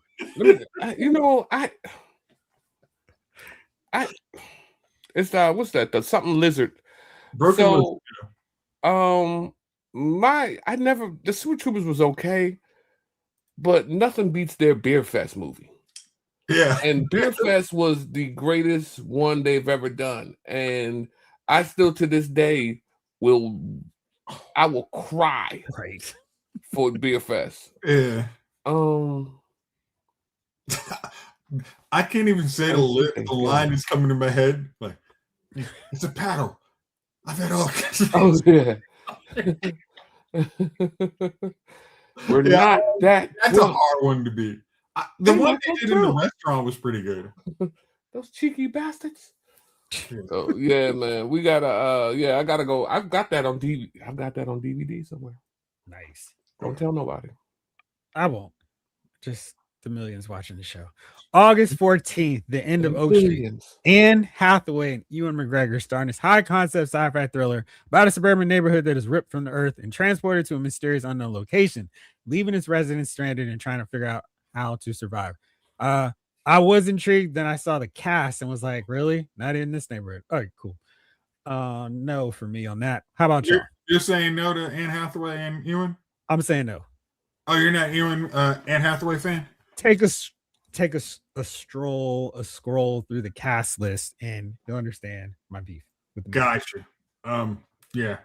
I want to see if it's a prequel / continuation of Cloverfield, and that's probably why I'm going to go see it. I think we're supposed to get another Cloverfield, but that ain't it. Chief? Cloverfield was whack. Yeah, I'll probably go see it, man. It was like I said, I'm a sci-fi guy. So there you are. All right, let's see. Paw Patrol. I know Chief is down on that one. Who? Who said what now? Who's shy? Who in the what now? August 21st, Insidious, Out of the Further. Oh yeah, Insidious is always a good one. Yep. Let's see, two more. Yeah. Spa Weekend. Anna Faris, Isla Fisher, Leslie Mann, and Michelle Buteau star in this comedy about three friends who head out for a relaxing spa vacation, only to be interrupted by another friend another friend who brings chaos along with her. Okay, so we're thinking Hangover. Kind of, sort of. Yeah. Let me see a trailer. I have to look at the trailer. No. Retro Robo stream with my lady. Not a bad plan. I think it looks fun. And last but not least, Coyote versus Acme. Maybe we will see Batgirl if this is getting back up there. Wile E. Coyote seeks the help of a human attorney, played by Will Forte, to sue the Acme Corporation for their faulty products. Yes, all the way. I'm gonna see it just to spite Warner Brothers. Like, I might not even go into the movie. I might just literally like, here's the random amount of money. Here's the ticket donation. Here's the matinee price. Enjoy. All right, it's that magical time. Who are your nominees for Dummies of the Week?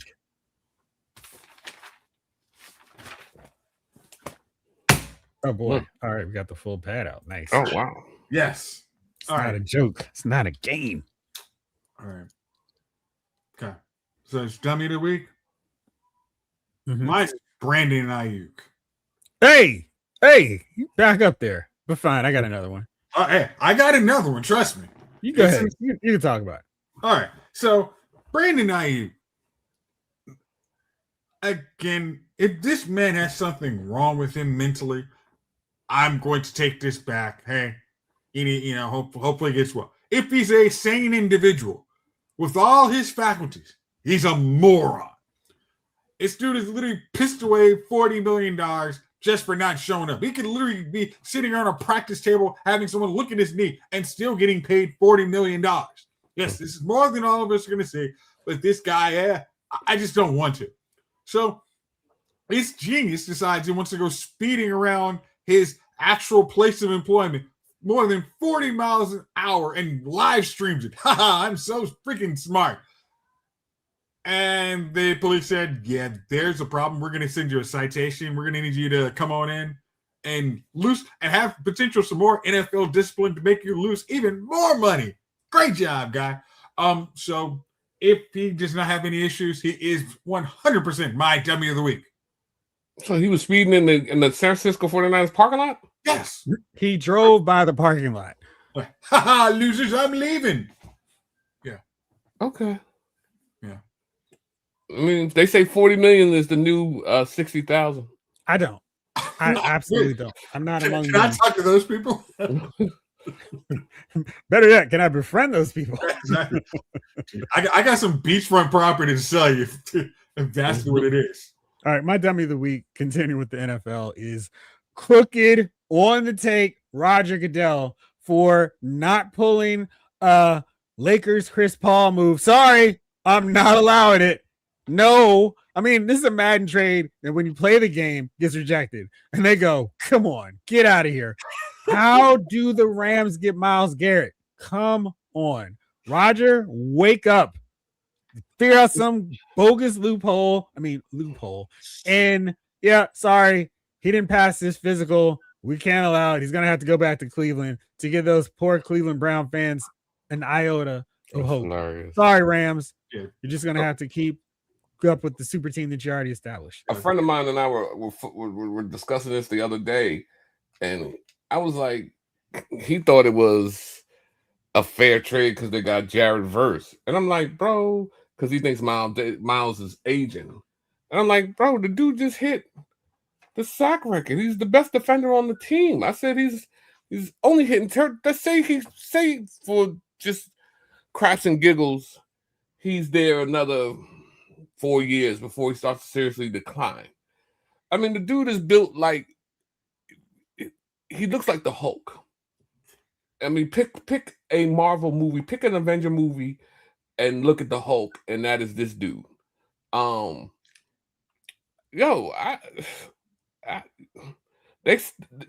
don't know who does their salary cap, but the other NFL teams need to sow and holler at him and pay that man to learn his secrets, because they stack that roster every year. They have to be at the tip of the salary cap. There was some, hey, if they can get Aaron Donald, I'm like, no. if they get Aaron Donald to come back for one more year just to randomly hey, we're running back SoFi Stadium. It's like, okay, we don't need to actually put any money on anyone else winning this Super Bowl. All right. I mean, just you have to have a horrendous string of injuries not to have this just be easy money. I mean, I'm in the AFC. I don't want to play those dudes. It's just, I don't buy them actually losing. This is not fun. I mean, like you said, Jeff, this would literally be a Madden trade to be like, this trade does not provide enough value. Get out of our face. Yeah. Terrible. I guess Jalen doesn't care. They was picking last. Look, they were picking last anyways. F them picks, Jalen. Cheese. How about you? What do you think? What's your dummy of the week? My dummy of the week is Jay-Z. And you say, why Jay-Z? And I say, because finally we had got that fool Dame to shut up for a while. There was no Dame Dash news anywhere. He wasn't talking. He wasn't in interviews. He wasn't doing anything. Now, every time I open up my timeline there's Dame Dash talking again. And it irritates me, man, because he's not saying nothing. He is he's talking like a billionaire lost. You know what I mean? A billionaire lost. I don't understand. I just don't understand how. So Jay-Z's somewhere over $2 billion, right? And I was talking to a friend, and we were doing some math on certain things, and $2 billion at 3% interest, right, is like $60 million a year, right? Which equals up to $5 million a month that it just makes an interest if you don't even touch it. And here is Dame Dash, who, for all intents and purposes, maybe has more money than the average person, but the average person, the average middle class person probably doesn't wear dentures. And their dentures are firmly fitted in their teeth. And he's talking, man. He's back to talking about Cam and Jay-Z and blah, blah, blah. And I'm thinking to myself, dude, why are you back again? Why did Jay-Z bring you back? Why are you here talking about a billionaire? And they love it. They're picking him up. And I hate hearing from this dude. I hate hearing from this dude. I hate to hear a dude tell me he's a boss. A boss of what? You know what I mean? I mean, a failed entrepreneur who has never built anything after that. It's, all right, I had a record label and a clothing company. I've lost both of them. Where's the next business? I can make another Jay-Z. Then do it. Yeah. I'm the boss of this pen. I tell it what to do. I control it. I am the boss of this pen. So that's what he's doing. That's basically what he's saying. Dude, you got somebody you answer to? What are you talking about, bro? What are you talking about? Listen, what? I don't understand it, man. And Jay, why? Why would you bring this fool back into the light? I was hoping this Bama just slowly faded away. You know what I mean? And he's just talking. He's Jay-Z's breath always stunk. Jay-Z is with Beyonce. Like, you know what I mean? It's not Jay-Z who girls won't go near. It's Jay-Z who's a billionaire who lays next to Beyonce every night with his teeth intact. You know what I mean? You're making fun of his hair. Jay-Z has hair at 56 years old. Dame, you were bald, not by choice. You went bald young, bro. What are you laughing at a dude who has hair for? It's just the wildest stuff that I see going on, and I'm so sick of Dame Dash, and I wish he would go away and come back when he becomes relevant again. I just dude, when you do something, look, I welcome you back. Come on back, bro. I'm good to hear from you. You haven't done anything, bro. All your interviews for the last 25 years have been about Jay-Z. All of them. You go, I'm not talking about Jay-Z today, and then right into a Jay-Z joint. And here's why I'm not talking about right. And now here you are back again. And when I say that irritates me, and maybe it shouldn't, but I'm just tired of Dame Dash on my timeline. I'm tired of this dude, man. He just keeps coming back like athlete's foot. You think you got rid of it, but no. You know what I mean? As soon as you stop the treatment, that's right. You stop the treatment. That is a heinous back. comparison. I'm back. Look at your foot today. Go and look at it. What's wrong with it? It's itching, ain't it? Yeah. And I'm that itch. Right. So there's Dame Dash, man. Here we are. We're back. And we're back. Jay-Z has brought him back. Jay-Z's been quiet for 25 years. And now he's brought him back. And this dude has come out just out the gate punching. Bop. Bop. Just like yo. Soda Popinski. Yeah. And look, punching to a dude who's 1,000 miles away from it. It's like me punching at the moon. You know what I mean? I just don't like. Almost got you that one. You can't hurt Jay. You can't hurt Jay, bro. Please, not Jay. You know what I mean? He's not for play. Exactly. It's just, I mean, it's just crazy, man. Go away, man. Go away. So, yeah, that's my dummy of the week. Jay-Z for bringing back Dame Dash when he had slithered under wherever he was. And now he's back, yo. He's back, ready for more. Right. All right. Well, Jamelin did have one as well. My dummy of the week, me, for trying to watch the 2018 Tomb Raider movie. Is that the Alicia Vikander? I didn't dislike that one. I was almost about to watch that one. Yeah, we were all about to watch it. Yeah. All right. Well, fellas, Chief, welcome back. And looking forward to hearing your take on Masters after we see it on Saturday. Jace, thanks as always, bro shot. Everybody here hanging out with us in the chat. Sean Fleming, Mark A, Ryan Daly, Jalen Parks, Rick Cage, Pack Rat, 2K7, Retro Robo, Snake Eyes, King Collector. Let's see. Blake Tarpley, Boston Wallace, Henry G, of course. Can't forget Lizzie. And I think that's everyone. Michael Solis. Did we say hi to Mark A today? We did. Hey, Mark A. Absolutely. Yeah, I think that's everyone. Omega 579. Yes, all right. And Sir Green Lantern Cage. Yep, absolutely. All right. Well, gang, back on, of course, tomorrow for Lost Figure Files. And next week, we will be back talking about Masters of the Universe in spoiler terms. So if you are able to, please check out one of the most fun movies I've seen in a really long time, and the most fun. You'll likely have the movies this year. So for now, thank you so much. This episode of Lyle's Movie Files has been filed.